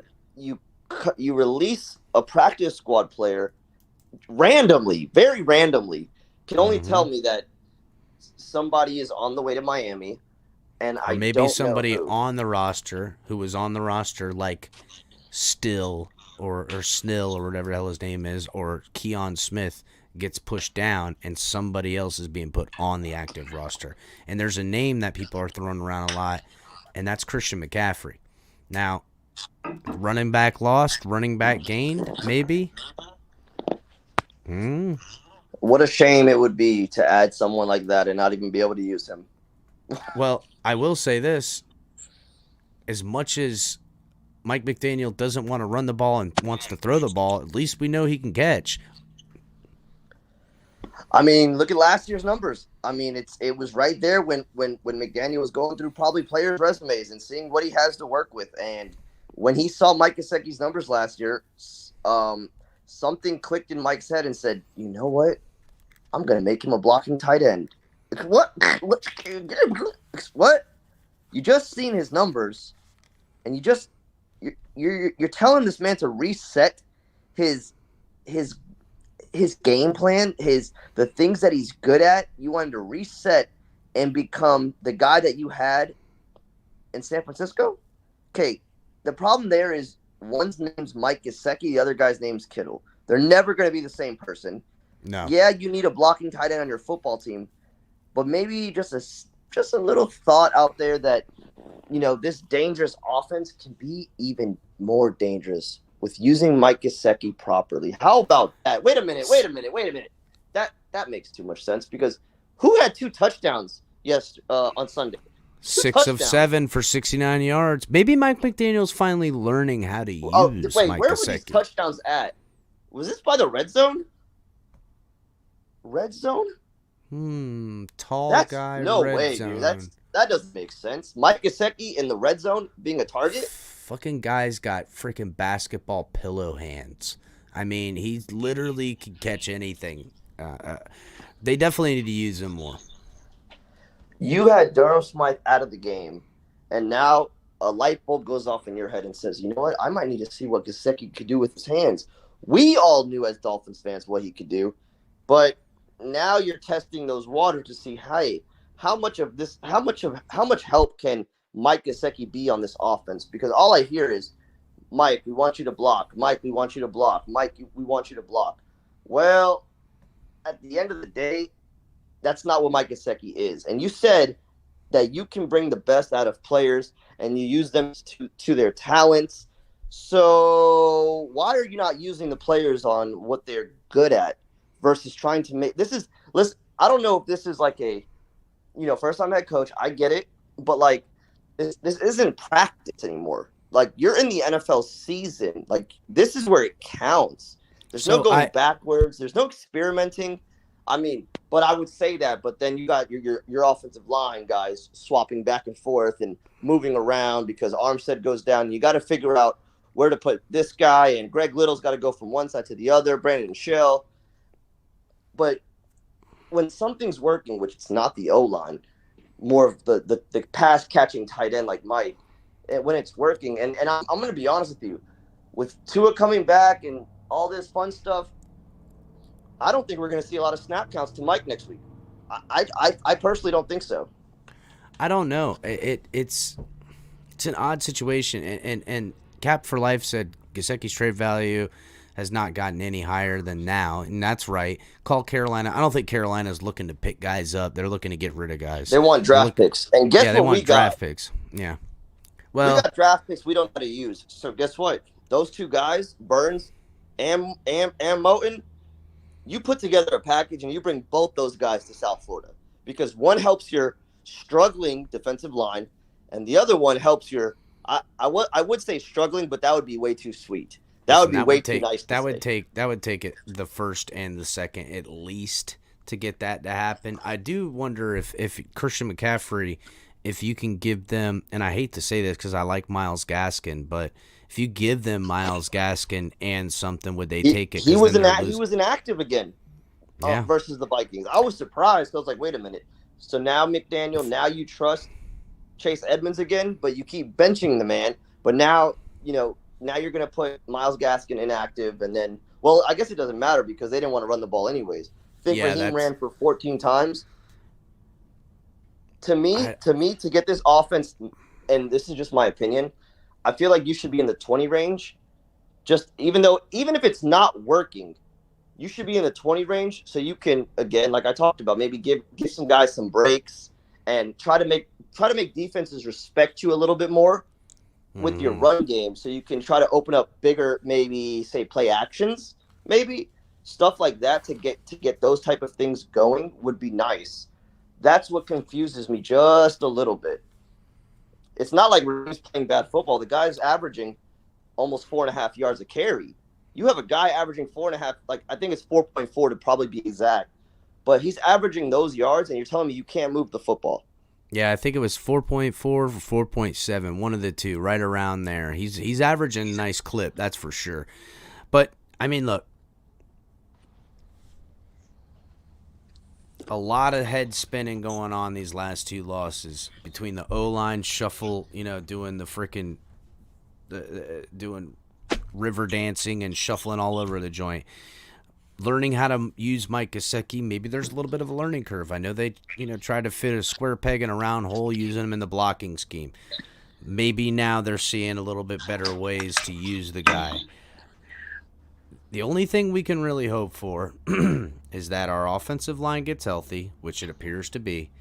Tua comes in, and he doesn't miss a beat, which I don't expect him to. It's not like he's going to have to shake off the rust of an injury. You know what I'm saying? If he had, ribs or anything, then there'd be some, little bit of stuff to get through and stiffness. McDaniel said he'd only be worried if Tua was throwing with his right hand. So if he became a righty all of a sudden, then McDaniel would be worried. So there's no not me. There. I would think that would be badass. You seen that kid that's at a high school throws with his right hand? I've seen it on TikTok. I've seen it on. Kid was slinging those things, bro. Watch out, bro. Damn, imagine being able to roll out of the pocket on both sides. That'd be sick. Dude, oh my god, bro! That's unreal. You would fuck the game up if you could do it legit. You know what I'm saying? Like that. Dropping a 50-yard bump with your left and then turning around on a rollout on a 30-yard throw with your right. Like that's just unreal. It's unreal. You would be able to just go whatever their number one corner that a team had. You would just switch whichever side you were going to run the play to, and not have to being able to go around. Through reads. Jesus, you would have every read available to you. Left. Well, to the not right, only that. no Imagine if he's moving sideline to sideline, right? And the pressure's coming this way, he could just switch from his throwing hand to that way, or vice versa. Pressure's coming this way, I'll just throw it my left and throw it accurately like that. That would be nuts, bro. That would be nuts. Jeez. If that kid goes out into college and slings it around and shows that ability, that's a number 1 overall draft pick just on the fucking show to watch alone. You know what I'm saying? That's how that shit works. This is an entertainment industry, people. Don't kid yourself. Sports is secondary to entertainment now. And if you don't believe me, just watch Thursday Night Football where they're walking and talking underneath the stadium like it's WWE now. What the fuck is up with that? Seen that shit on Thursday Night Football? Yeah. Shit is ridiculous, bro. I was waiting for I watched it when Matt Ryan was doing the Tony Gonzalez interview and they were talking. I was waiting for Matt Ryan to start doing Macho Man. And I want to tell you something. I'm going to come out here today. And then some guy come on and smash him in the head with a freaking chair. I was waiting for that to happen, bro. I was waiting for that whole action to go. Oh. Look. God. We're not playing Debbie Downer here, guys. I know people don't want to hear it. Everyone wants freaking rainbows and sunshine and flowers and I shit. just thought this was a win now team. That's all I'm going off of. That's all I'm going off of this is a win now team. There's no more tanking. There's no more of that garbage. I don't want to ever hear tanking ever again, because even though we tanked, it didn't really work out the way we thought it would. Unless we, I don't know. I guess we could say it worked, but it didn't work as far as you tank. You get your coach, he rebuilds, you do that. We've already gone to a new coach. We've already kind of diverted on the plan and did this. And that's okay. I think it was the right move as far as offensively speaking. Defense seems to be well intact. So right now it seems to be all right. But you add weapons like we did, I expect a little more. Now, I'm willing to give a little bit of slack on a first-time head coach, but I'm not going to let him get away with doing things that I find to be blunders. If I don't say something, we don't say something. The Dolphins fan base drives this team. If you don't believe me, then I don't know what to tell you. The Dolphins fan base drives this team. And if you don't voice your displeasure and you are fine with mediocrity or blunders, they'll be fine to serve it to you. That's just a fact. 100%. I mean, I was, personally, I was going to critique, the Ravens game, and, but everybody's like, no, be positive. We won. It was crazy. And I get it. But this, my team should not be playing like this with all of these stars around them anymore. Like, this offense is expensive. Offense is expensive. And again, that was our highest scoring game. Cool. Shout out to Tua for waking up and balling the fuck out and doing big boy things for the taking first time that I've ever taking seen. advantage of some shit too at times. And God, thank God.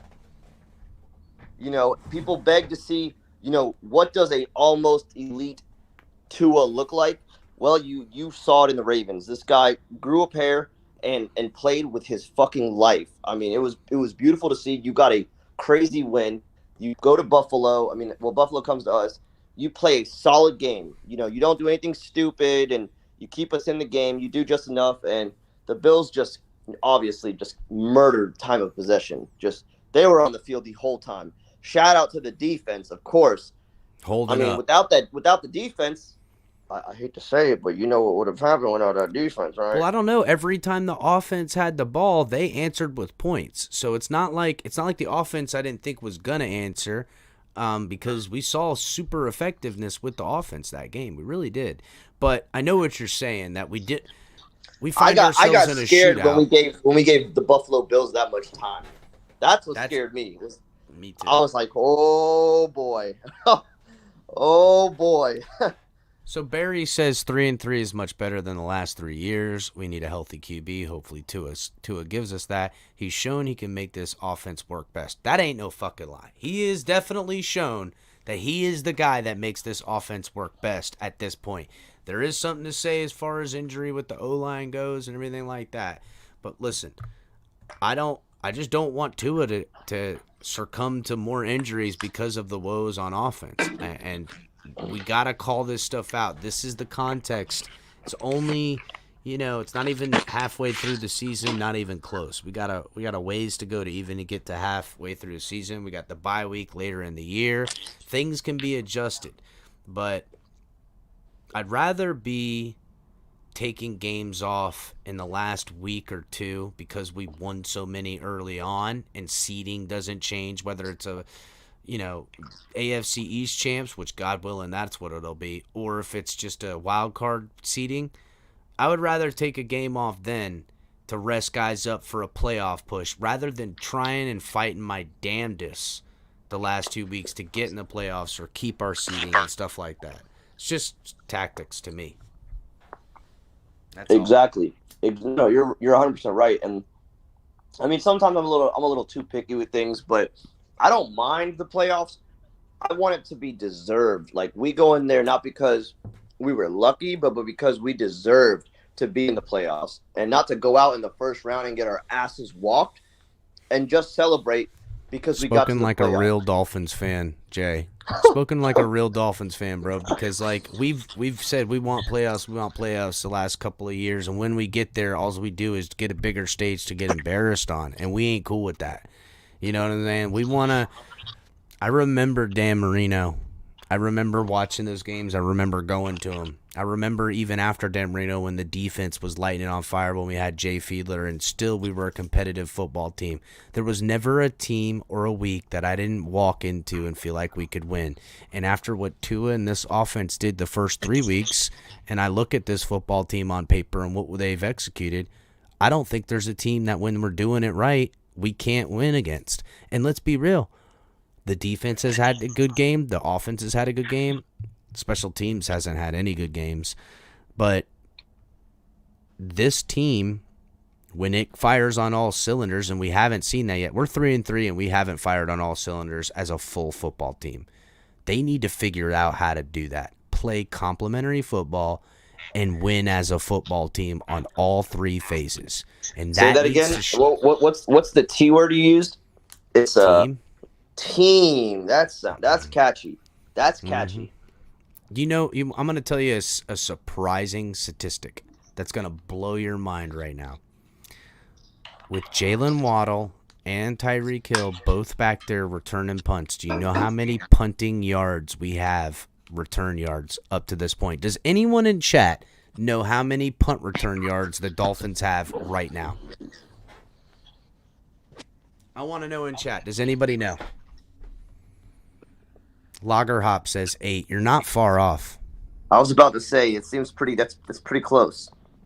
We have 14 total punting return yards. 13, Miss Finn says. We have 14. Sam Adams says 420. -5, Paul. No, we have 14 punt return yards right now, guys. That is sad. That is sad.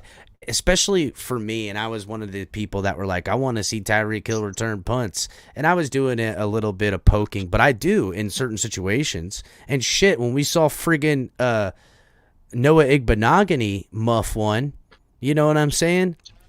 And there was something to say that although Tyreek Hill is amazing and so is Tyreek Hill, if one of them got injured in a punt, at least we have one of the other. Javon Holland goes down. Who the fuck's taking his job in a punt return? You know what I'm saying? Like, who's coming in relief for Javon Holland and putting up that type of production? The problem is we got 3 amazing football players all taking punts, and it's amounted to 14 punt return yards. And being forced, because there's times where I'm like, Tyreek Hill, why are you grabbing that football? Why are you touching that football? I get it. You're already backed up by your own goal line, but maybe you should just probably maybe try to let it go out of bounds. Maybe are we facing the best punters in the NFL right now? I don't think so. I don't think these are the best punters ever right now. I mean, this is my problem again, and I hate to say it again, McDaniel. I don't need excuses. I know you are head honcho results over your coach, over your special teams head coach. You're a head honcho, okay? You're El Jefe. You put Javon Holland back there, which you just said, Cap. God forbid something happens to Javon Holland. Now your defense, you could just go ahead and forget about your defense, because now they are going to go deep on every single game. That's your reason why teams don't take shots, because Javon Holland is out there. So how can you make things worse than that? Well, let's go for it. You keep your RB1 as your kick returner, RB1, who's supposed to have the energy to actually, run the ball for us, but you have him out there returning kicks. I don't know. Are you concerned about player safety? Because if you don't care about player safety, then I understand what you're doing. But you don't put your Where's RB1. Salvin Ahmed at? Where is he at? Where's Salvin Ahmed? What's wrong with Trent Sherfield? Put him as a kick returner. Put Craig Kraft as a punt returner. Put anybody but your best defensive player. Paul's over here. Why isn't Eric Ikuzama returning punts, returning kickoffs? He had an eye injury, so he was inactive last week. That's true. But why hasn't he done any? Pamela says, El Cat, Did we think there would be no speed bumps? A full No, overhaul this in is this not a team. speed bump. This is not I a get you, Pamela. I do, and you're right. And listen, I think if we thought going into week 7 we would be 3-3, and we would have all been pleased with it. It's not the 3-3 we thought we were going to get. We thought we were going to drop some of those earlier games and walk win, everybody else. Yeah, and walk the teams we've lost to. Again, we find ourselves with injury at the most important position, and second most, a blindside guy or our big-time free agent tackle pickup. But, I mean, we can't – excuses, everybody's got them. They're just like assholes. You know what I'm saying? I just don't want to look at it. You know what I'm saying? I don't want to hear it. I don't want to hear it. I don't want to hear it fart, and I don't want to look into your sphincter. Don't give me your excuses. It's easy to say that this is a speed bump, but these are all correctable things. These are very fixable things. But you're neglecting them is what pisses me off. That's the problem. I keep seeing week after week after week the same punt returner, the same kick returner. You want to be explosive on every side of the – that's why you put Tyreek Hill out there for punt returns. You want to be explosive at any given moment. I get that. So why in the God's name are you trying to risk – again, I said it already – your best defensive player besides Xavier Howard out there trying – I mean, I don't know about you. I've seen a lot of nasty hits in my time being a fan on punt returns. And I would hate to see Javon Holland get murdered out there on a punt return where he should have no business being. I mean, punt returns a lot of times, as we know, they go to a young guy who doesn't get a lot of opportunities, and that's his opportunities. You know what I'm saying? And I get it. They could swing an entire game. But damn, I just seen Javon Holland muff one, and granted, okay, he came back and he caught a fair catch and yada, yada, yada. But I don't know. It's no, because it's crazy to say it's so obvious and you're still having to think about it. I know. Put Sylvan Ahmed back there on kickoffs. Put Craycraft or Sherfield or get me some money out of how about a guy named Cedric Wilson. Yes. Get me some money worth out of Cedric Wilson with this bitch. Please do something. I don't mind even Javon Holland taking some. But, and look, guys, it's not over. We know we're at 0. Right now, every win is over 500. Every loss is under, though, at this point. We start stacking up some wins. We get 2 or 3 games above 500. We'll feel all the more comfortable. But that's when you get got, is when you feel comfortable. That's why we're so hard on this team. It's not about winning a football game. I mean, it is every Sunday, but it's about winning playoff games. It's about winning Super Bowls.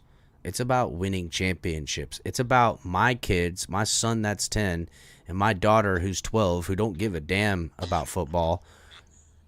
Because what are they? They see dad and me, dad, and grandpa, and the uncles all getting crazy and stuff like that watching football. But they grow into a championship team. You know what I'm saying? Like this is what I want. I want it for me. I want it for us. Everything. What's up? Pull that comment. Which one? From Pamela. We have no idea our quarterback would have a price on their head. What do you mean? You talking about against this game, Pamela?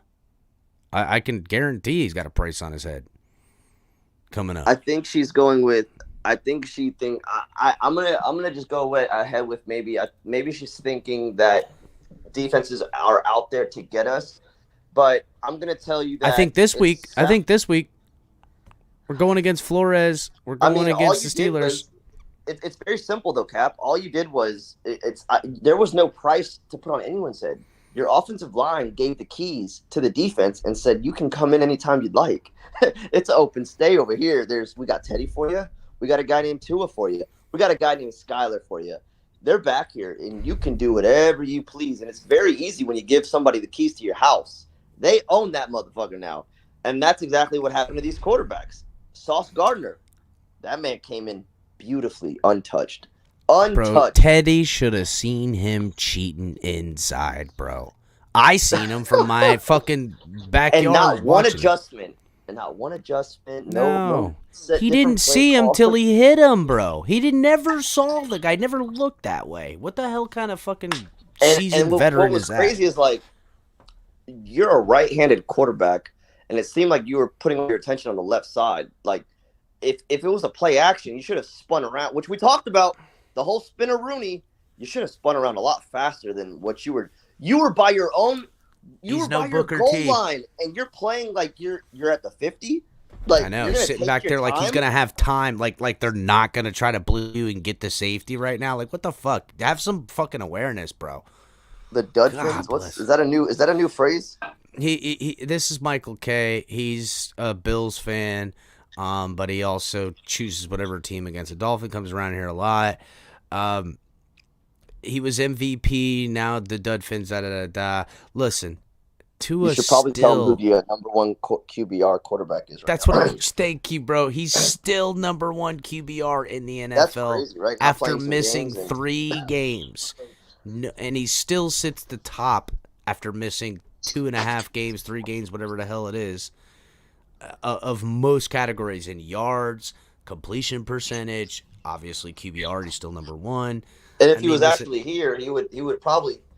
He'd be smacking bitches down, bro. Let's be real. Tyreek Hill and Waddle had almost 300 yards. More than 300 yards receiving, and that was with Teddy Bridgewater. Could you imagine what Teddy Shitwater? Teddy Shitwater. Oh yes, that's what we're going with. Can you imagine what Tua would have done in that case? Because if that's how the Vikings were pretty much playing, that will give you everything in the middle. I think Tua throws for another close to a 500-yard game. Honestly, I think this man throws for almost 500 against the fucking Vikings. I think I think Skylar Thompson throws 400. I think Tua throws 450. That's what I think happens in that football game. I believe that because that kid was putting up numbers before he got hurt. I mean, he was I think he stopped at 86 yards. 89 yards is what he ended up with, but he also how many 79 yards got taken away in penalties. 79. I mean, kid had fucking 150 yards in the first quarter. In the first quarter. Come on. You think he wouldn't have thrown for 400 yards? First of all, by that game plan that seemed to be stuck with, it was all about passing. It wasn't about running the ball because I didn't see much running in that football game.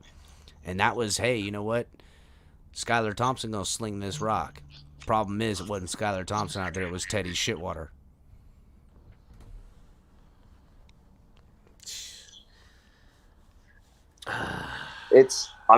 Again, and I told you, it's crazy how, and even for Dolphin fans, it's insane to me how people are so easily, they want to, I get the Tua slander at times, but like I flat out seen people like legitimately praying that Skylar Thompson would never touch the football field. Like they did not want to root for him. Dude. There was people celebrating in the fan base that are Tua sexuals. We'll call them Tua sexuals because Skylar Thompson got hurt. Because they don't want to have the conversation that Skylar could be better than Tua. Which to me, if we have a quarterback controversy with Tua that has the highest QBR and Skylar Thompson is 7th rounder that's balling out too, then give me those fucking problems, please. Give me those problems where I got Tua starting and Skylar trying to take his job in elite quarterback play from the rest of the fucking season. Please give me that fucking scenario. Because right now, I'll tell you what scenario we do have.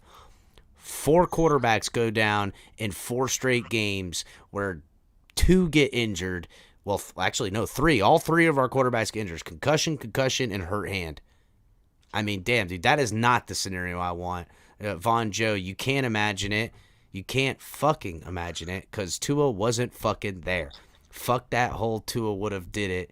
Y'all not listen, I get what you're saying, Von Joe. We're just projecting, okay? We can project. I'm just going off of one of the NFL's defenses like the Vikings who literally gave you anything.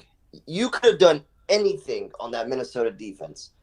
I mean, if you say you can't, then you can go look at the amount of yards they put up against them. Almost 500 with fucking, you got Teddy Shitwater, whatever you want to call him, and then, Skyler a little bit. But literally, you got two quarterbacks that were not struggling to put the ball in the air. It was a no-brainer. You had almost 500 yards. I get it. Tua's not there. That's understandable. I get that. That's a fair point. It's an obvious point. Yes. But let's be real.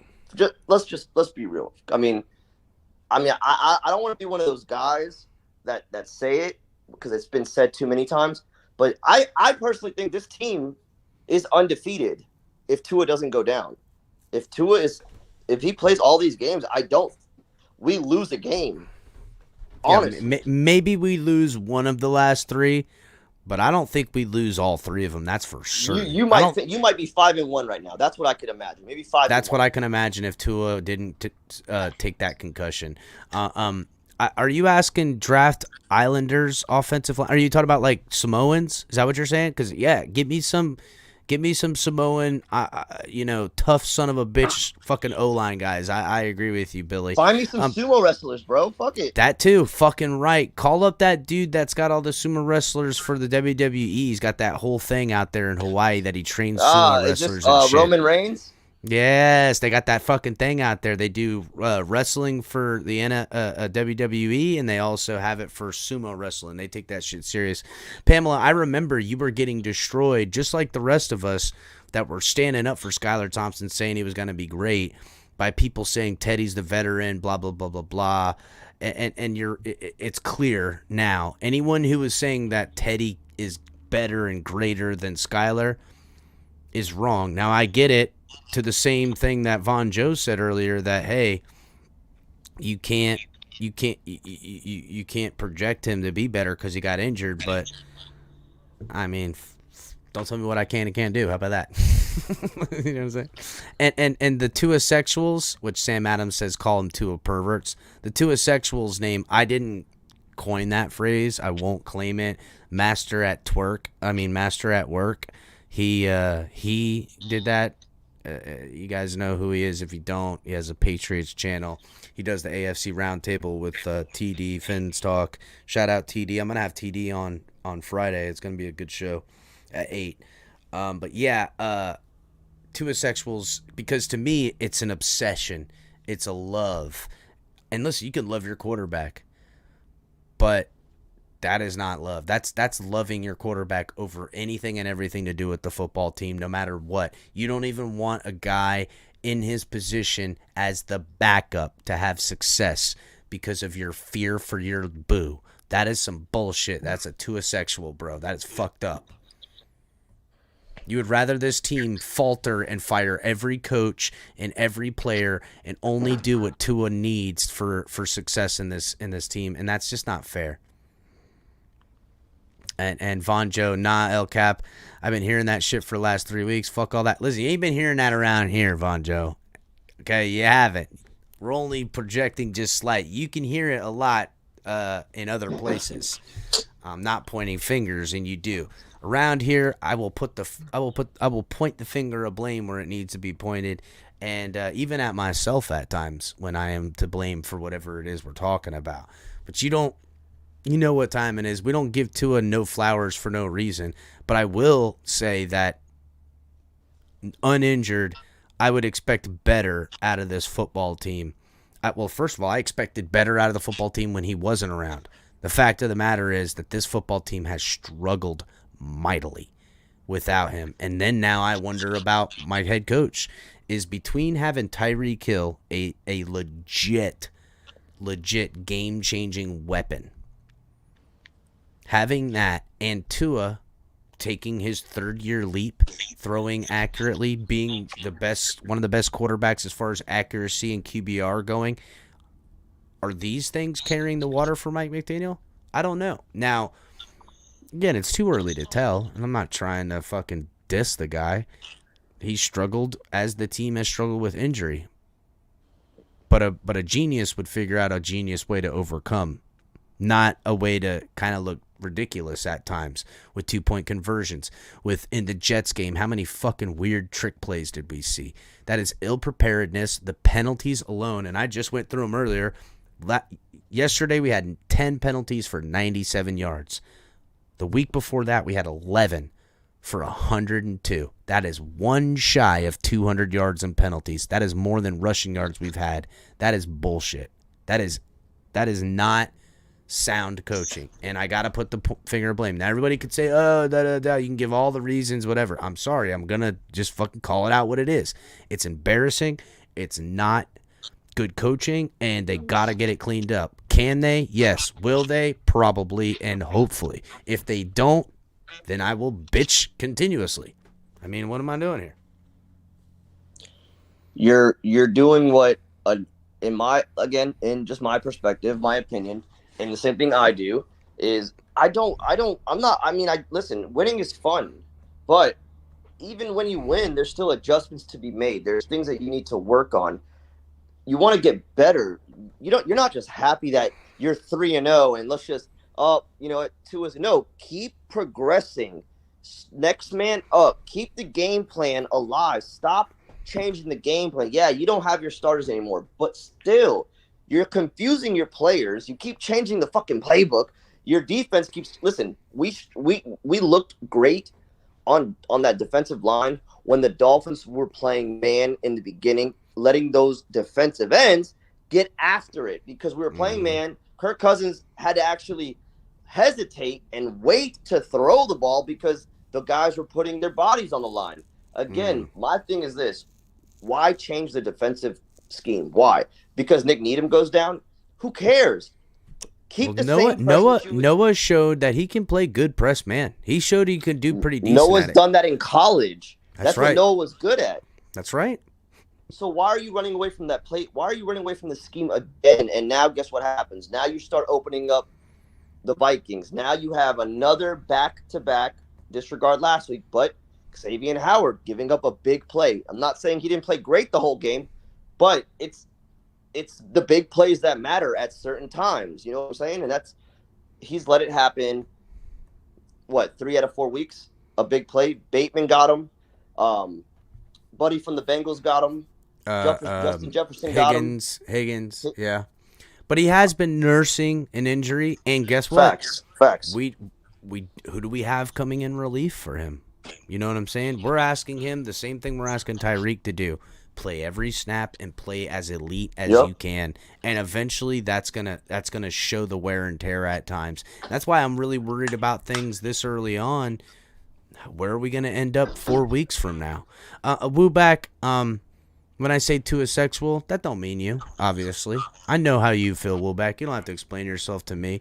Tua sexuals, again, they don't support anyone other than Tua and will knock down people for Tua in any given moment that they see. That's kind of why I don't call them Tua-neers anymore, because I never found that to be a real connotation of it being negative, even though it was used negative when it was used for so much positive, and I get how they flip-flopped it around. Kind of like how you could Tua-sexual them, and then you can keep the Tua-neers for the good thing that it was supposed to be.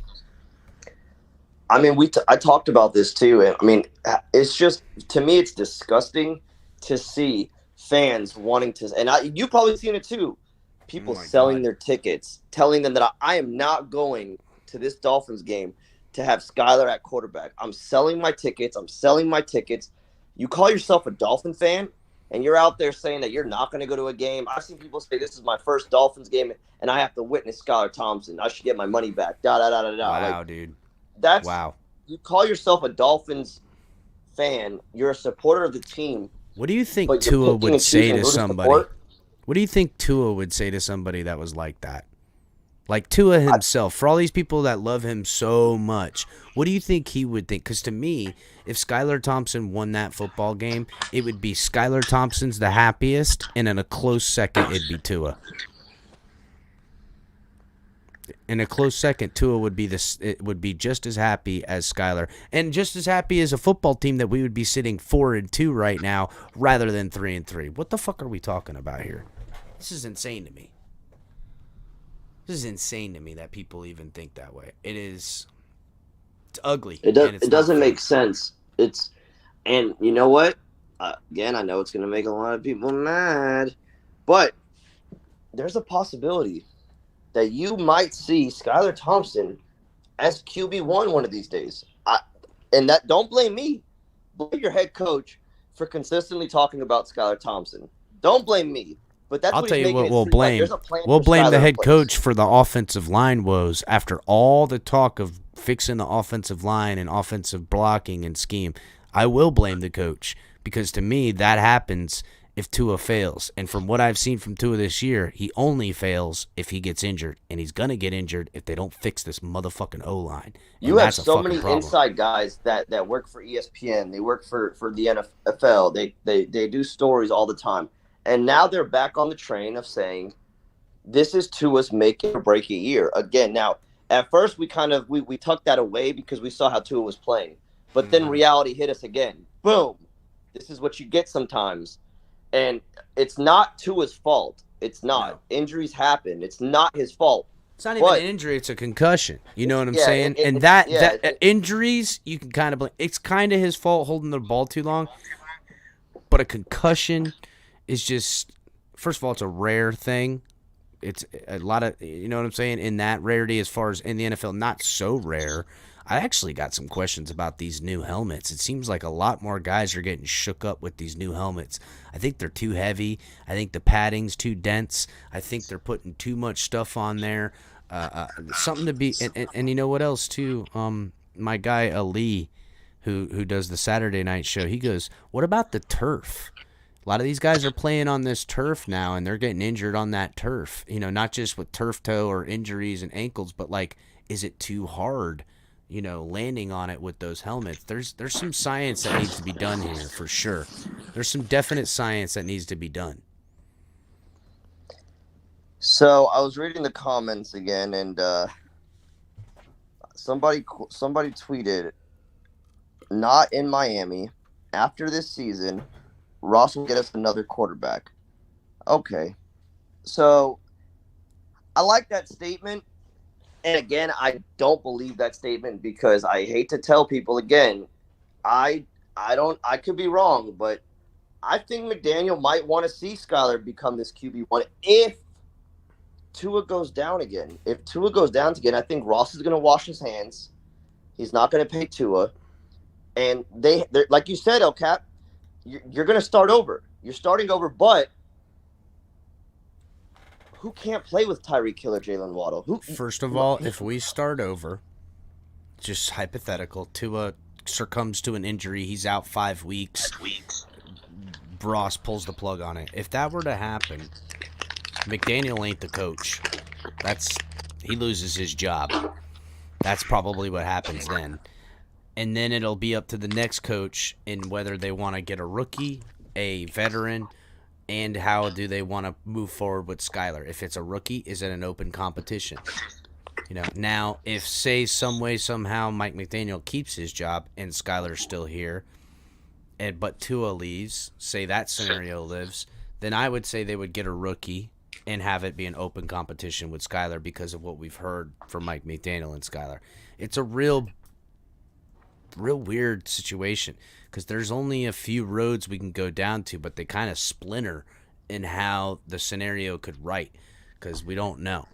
I just want to tell everybody, us getting a new quarterback next year is an epic failure, is a reflection of the epic failure this year.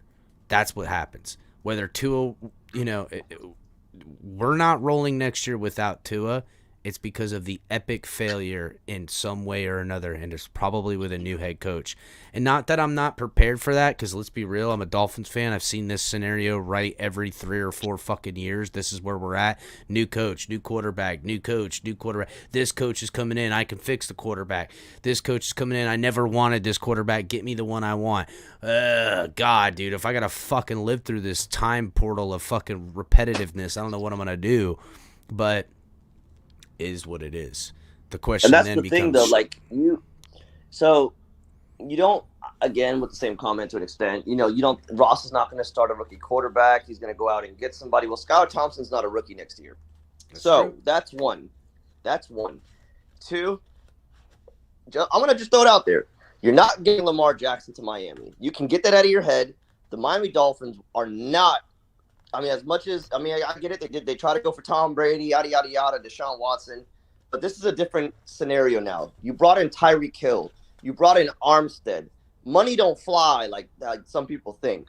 And Lamar Jackson, he's losing games, but don't you dare think if this man finishes the season with the way that he's going, he ain't asking for no. He wants guaranteed money. He wants the LeBron James. He wants 250 plus on a 4-year deal, on a 3 or 4 year deal, so he can go to another team and get another bag. 5-year deal. That's what it is. Is it 5? 5-year. Yep. I've heard different things. I heard he wants something similar to what LeBron James keeps doing. He wanted a 5-year 270 is what he wanted. 5-year 270. Guaranteed. Well, the guarantee of 151 million. That's what he wanted. But 270, I thought maybe it was 275, something ridiculous. The problem is once you pay a quarterback, the only quarterbacks that have gotten big money to win Super Bowls the last 25 years is Tom Brady, Peyton Manning, and I'm forgetting someone else's name. Oh, Drew Brees. If you're not Tom Brady, Peyton Manning, or Drew Brees, chances are you didn't win you're not getting paid big bucks and winning a Super Bowl. Now that could change, but that's just how it's been. And to go ahead and rip people back down to reality, if you're upstairs, let's say they did. If you're upstairs went ahead and paid Lamar Jackson, you just failed as a organization because you still looked away from the biggest problem you have. It's not about how many quarterbacks you can replace. It's about fixing the wall that helps the quarterbacks become good quarterbacks. Trenches, bro. Lamar Jackson's, well, listen, he hasn't had the greatest O-line and shit like that. He hasn't. And he is a guy that can run around. But if you don't think that he'll end up getting injured behind an O-line that you don't fix, if the last quarterback got injured over the same O-line, then what are we talking about here? You know what I'm saying? Like, round and round we go on this merry-go-round of nonsense. The draft picks, too, that's going to cost to get the guy. I mean, dude, it's just so much.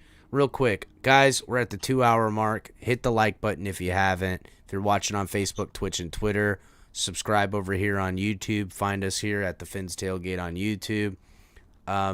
We've been going 2 hours. I usually go 3. I didn't plan on going too long. Jay and I are having a good time. Probably go for a few more minutes and we'll shut it down.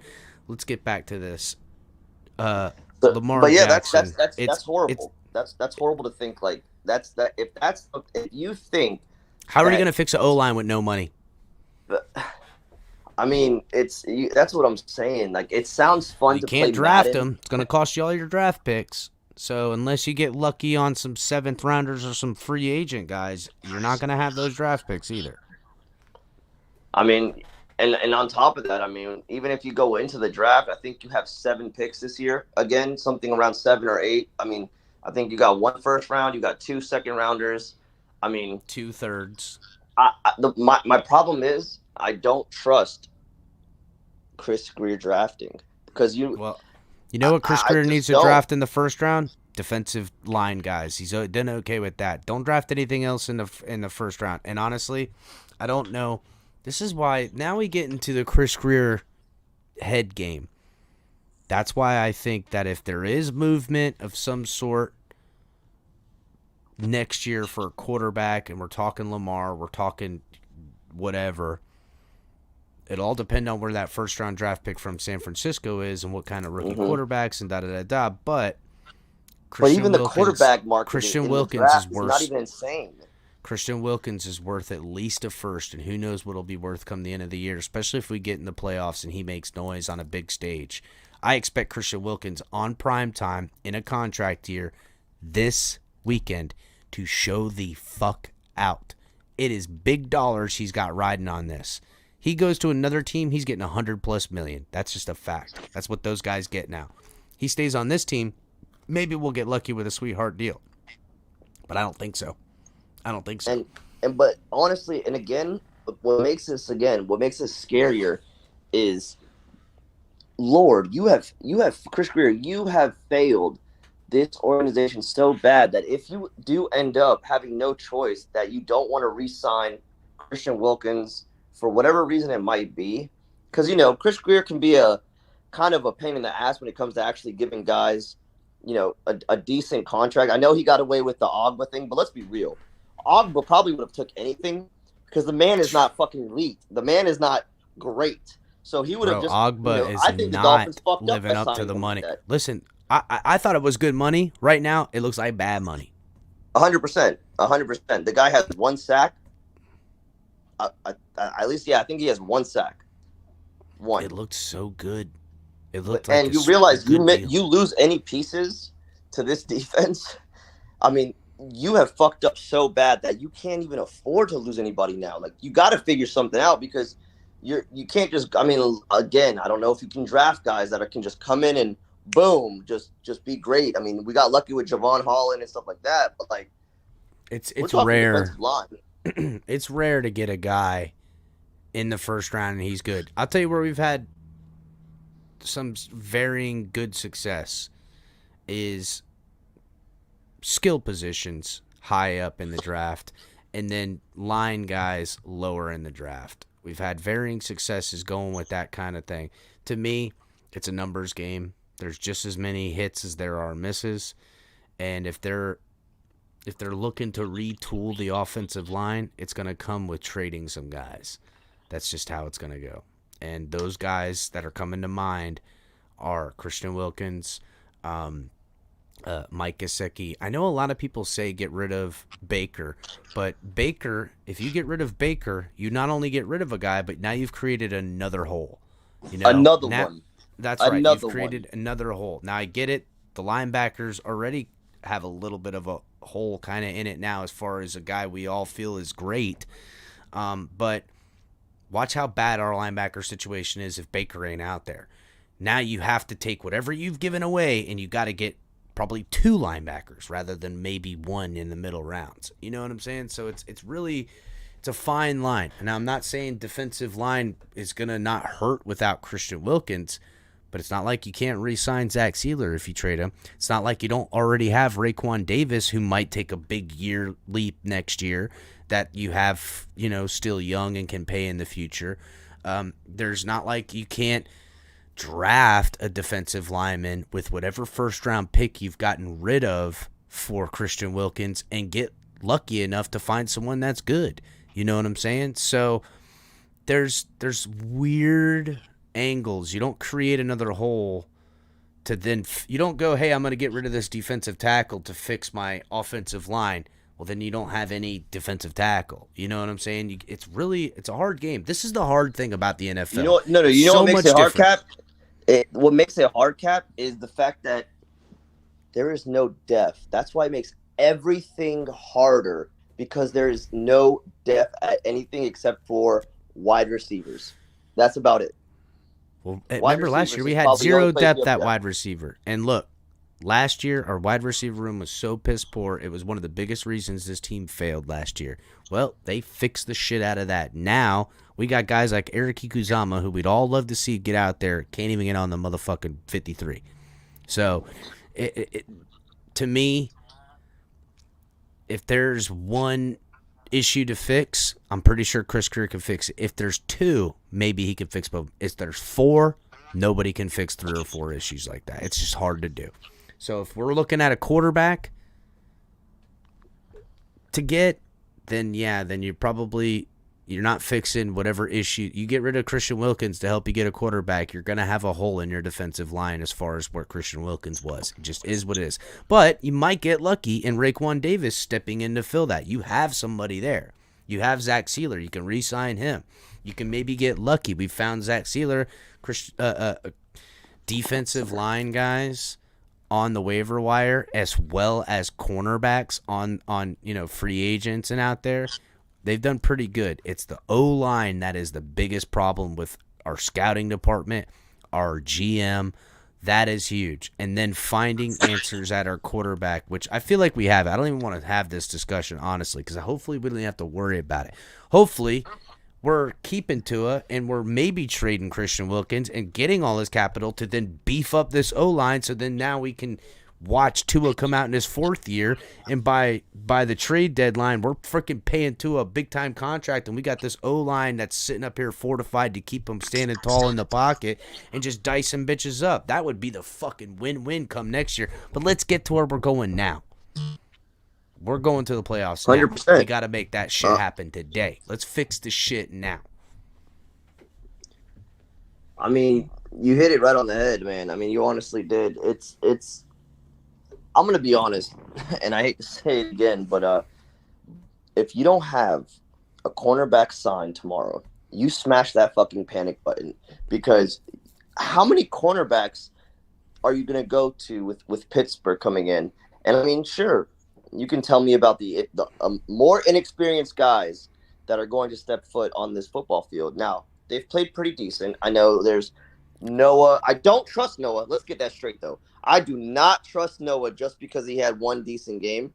You're not gonna sell me with Jay, Noah. if Noah works out, that would be a godsend right now. If he somehow starts putting it together, please, bro, he needs to take that fucking hot orange off. Who let him wear that shit?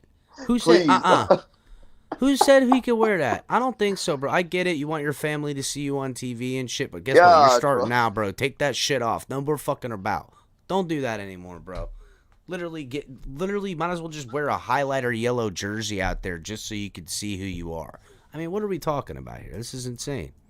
I can't have that. And that's my thing. You know, I know we're seeing the.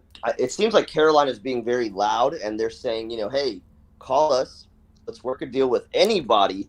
Well, that's because they want some juice, bro. They want people bidding. They want people thinking that, hey, yeah, I've got 4 or 5 teams already ready and set to go for Christian McCaffrey. When the fact might be nobody's even called. You know what I'm saying? That's why they're being vocal, because they're on the sell. And they're like, yeah, we're not going to get rid of Burns. I'll tell you what, if I'm going to get anyone from them right now, go get me J.C. Horn. J.C. Horn's got some potential. I wish. I don't think they're parting ways with him, though. Bro, that would be awesome. And he's got a friendship with Xavier Howard too. For anybody who doesn't know, Xavier Howard trained him coming into the draft. Did some training with him quite a bit. He's definitely got a little bit of something with him. And Noah Igbenogany and J.C. Horn are pretty good friends too. For anybody who doesn't know, so I say go get him. Go give me that. Yeah, I mean, even on the defensive side, man. I mean, if you think bringing in Burns here is not going to help you out, I think you're crazy. I don't think Burns. I think is the one untouchable guy. Burns and that offensive tackle that they just played. Because to me, to get that offensive tackle that they just paid, they have to, by contract, carry a significant amount of dead cap, and that you're going to have to pay extra for with draft picks. They don't want players. I don't know if Carolina cares, man. Didn't they just do that with Robbie Anderson? Didn't they just eat some money for Robbie, trading him to Arizona? Robbie has been a locker room problem the last 2 years. Yeah. And he has been a bust since they got him there. And even then, they thought, hey, maybe Robbie will pop off the screen now that we got his old quarterback here, Sam Doofus. And that didn't happen. And he's been a problem. And I hear that there's some off-field shit going on with Robbie, too. I don't think Robbie Anderson's long for the NFL. He probably won't make it another 18 months. No, because, I mean, I don't know how much of an impact he thinks he's going to be, but I don't know if he knows that DeAndre Hopkins is back. So yeah, exactly. I don't know, but if he thought he was going to get a lot of looks, man, Kyler and Hopkins are going to be thrown to each other like 30 times a game right now. Isn't Green still on that team too? Yeah. Yeah, AJ Green's not like Hopkins. Hopkins very well on the field, he's a dog, but off the field, very calm demeanor. AJ Green, bit of both, kind of a fucking dog in the locker room too. Robbie Anderson comes around there like his shit don't stink, looking like one of the doofus island boys. He's gonna get his clock fucking clean. That's just a fact, bro.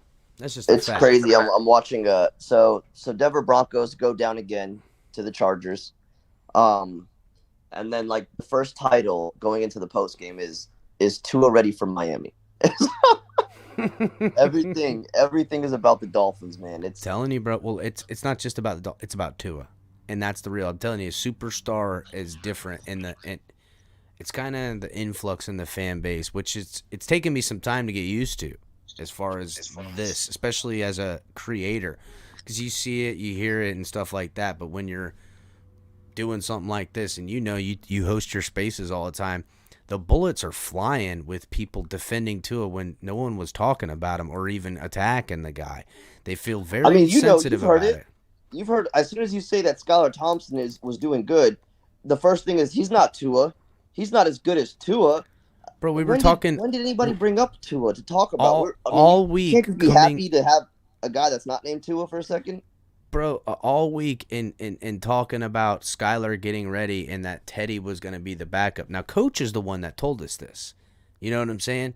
All week in this preparation and measuring Skylar to Teddy, it was always, I got the trump card. Tua's better than them both. It's like, bro, fuck off. No one even mentioned the guy. Yes, you win. Okay. I literally got a Twitter post right now where I'm saying Teddy wasn't doing good. Da-da-da-da-da. He's trash, whatever.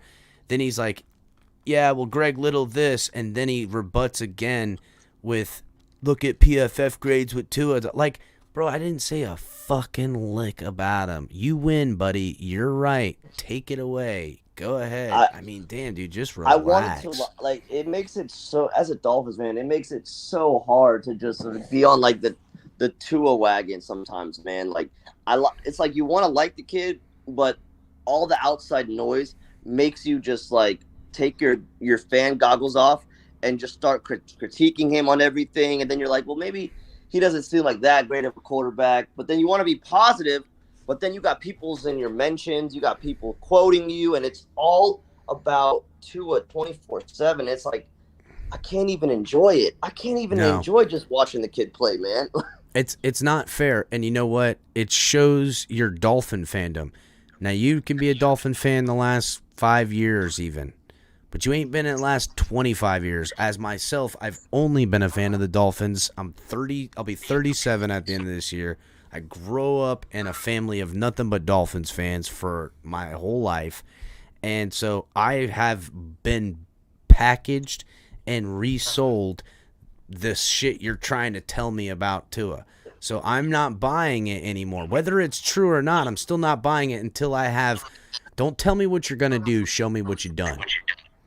Can I ask you a question? Since we're about, I know you've got things, but can I ask you a hot take question? And I don't know if you're going to hurt feelings on this, but honest opinion. In your eyes, has Tua played elite football in those 3 games you watched him go 3-0? It's hard to say. Because now, I would have said no 3 weeks ago. But now looking at how far the team has fallen without him, I got a question. I would say it's a cop-out answer. But I would say yet to be determined. You know what I'm saying? I would say it's yet to be determined because of how in sync the play calling, the offensive running, the energy, all that stuff without him. I never expected Tua to be an elite quarterback in the ways that people portray him. Like he's got a Josh Allen arm. He's got a Mahomes type of throwing motion and mobility. I never expected that out of him. What I expected him to be elite in is kind of what he showed me. Be smart, be accurate, be precise, take what they give you, but also take the heart out of them when you can. And I've seen him do that in that Ravens game. When he took his helmet off, he had the eye of the fucking tiger in his eyes, and he just looked like a different human. He was, I'm imposing my will on you. That was an elite moment where he was taking it out of their ass. And I want to say elite by what my expectations are. I can say yes, but then again, I don't know. You know what I'm saying? It's still more is to be seen. Like I said, 3 weeks ago, I would have said no.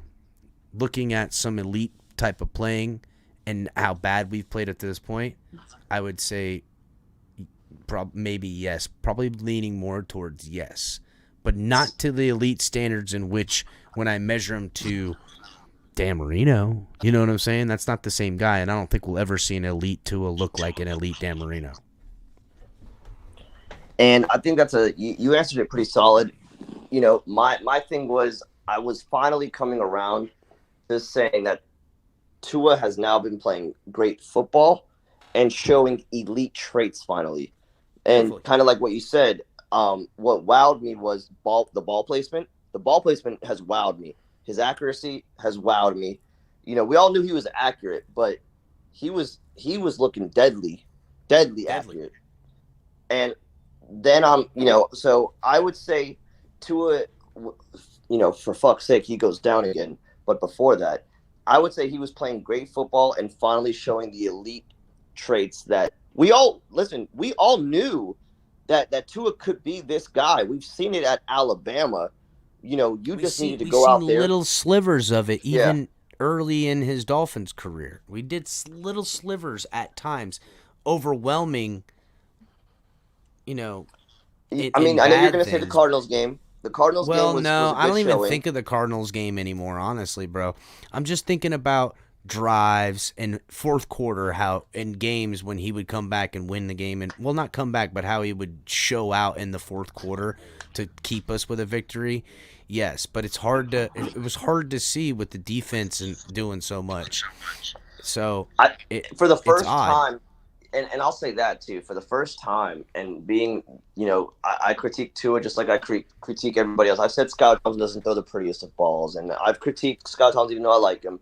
But what made me again was like, man, for the first time, I felt like whenever Tua is on the football field this year, I feel like we're unbeatable. Like I Thank you. actually look forward to winning games, and I'm like, man, what's even crazier is we have one of the best fourth quarter. That's it. The fourth quarter is the last Fourth quarter in a quarter. football game, and you have a Look at where the quarterback last three who games is. we have blundered in the fourth quarter, and I can't help but feel that wouldn't be the case if Tua was here, and that to me is the building blocks of me That's saying, yeah, we've got an that's an elite elite quarterback. quarterback trait, being a fourth quarter monster like how Tua has been. I mean, Mm.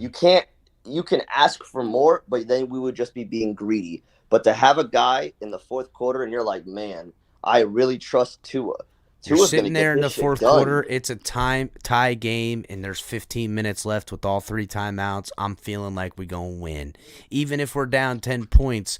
But I seen Tua in the third quarter start hitting those money shots. I'll feel like we're winning. Right to what you're saying, and you put it perfectly. With Tua at the helm, I feel like we can beat any team, but we got to see it now. Now the team's getting healthy.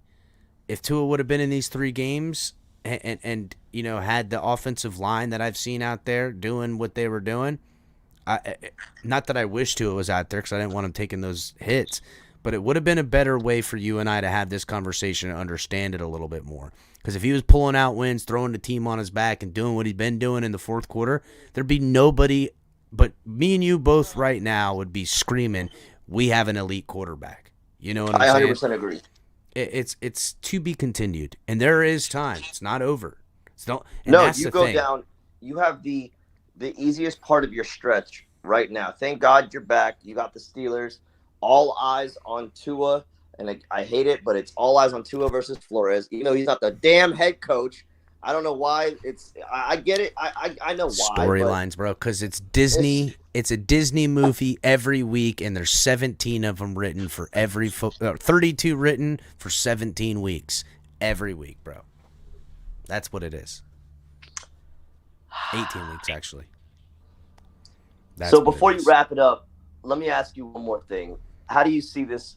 How do you see this going Sunday? Are we going to get our first opening drive touchdown?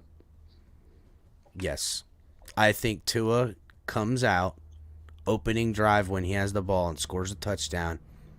And I think two things happen. I think the Steelers, if they get the ball first, they come out hot. As far as they're looking at the last 3 weeks of the Dolphins. They're gonna drive down, put points on the board. Maybe not a touchdown, but put points on the board before our defense kind of settles in. They're gonna have a good game plan. Is Then this I the think turnaround? Is this the turnaround for this Miami offense to finally be the team that we thought that plays with a lead and not playing from behind? I don't know just yet. I hope so. I think Tua comes out and responds, and I think he does it in a fashion that kind of takes the Steelers off guard. Then I think the defense responds, gets the ball back, and then there you are. Now we're up 14-7, 14-3. And I want to say that Tua in prime time, along with the defense in prime time, and this team in prime time, puts the NFL back on notice that, this ain't the Dolphins team you've seen the last 3 weeks. It's the Dolphins team you saw the first 3. And don't forget that we're a fucking badass football team, and shit's clicking now. And watch out. And they're going to take the breath right out of the room. And I want to see Tua take that helmet off again and look at it like just dead behind the eyes, just an absolute murderer out there. That's what I want to see. And if we can see that on prime time, maybe we'll be having this conversation next Monday talking about we got an elite quarterback around here. I agree. I agree. Honestly, I do agree. I think this is going to be – you're going to get something that we haven't had in the last 3 games. You're going to have energy. You're going to have hype around this. I know the offense loves Tua, and I think with Tua's energy – I mean, we all could be like, oh, well, Tua's on the sideline. Well, Tua doesn't help us on the sideline. That's the head coach's job. I think he does in some ways. I think for moral support. Well, not just that, but like Skylar had nobody to talk to on the sideline in the quarterback room. You know what I'm saying? He had no help. Hell no. Tua being over there to talk and help Skylar through that first quarter, and hopefully would have been through the whole game. That it would have paid dividends, I think, for sure. I like it, man. All right, Jay. I think this is going to be nice. I think we'll so get back too. on track. We're going to start breaking things down. Guys, make sure to check out Jay. He's got Miami Talk. He's on Twitter. He does the spaces. He rocks them out all the time. Every now and then I'll be sliding through there. It gets heated just like the Fins tailgate. We all know how it goes down. And make sure you guys are hitting the like button on your way out. Message Jay and tell him that you seen him on the Fins tailgate and that you're here to hang out. You guys can get on there just like when we open up the panels and do it. Probably open up a panel Wednesday, get into some stuff. Don't forget, guys, on Friday we got TD coming in at 8. It's gonna be a good show. And Jay, maybe we'll do this next Monday, man, or something like that. What do you think?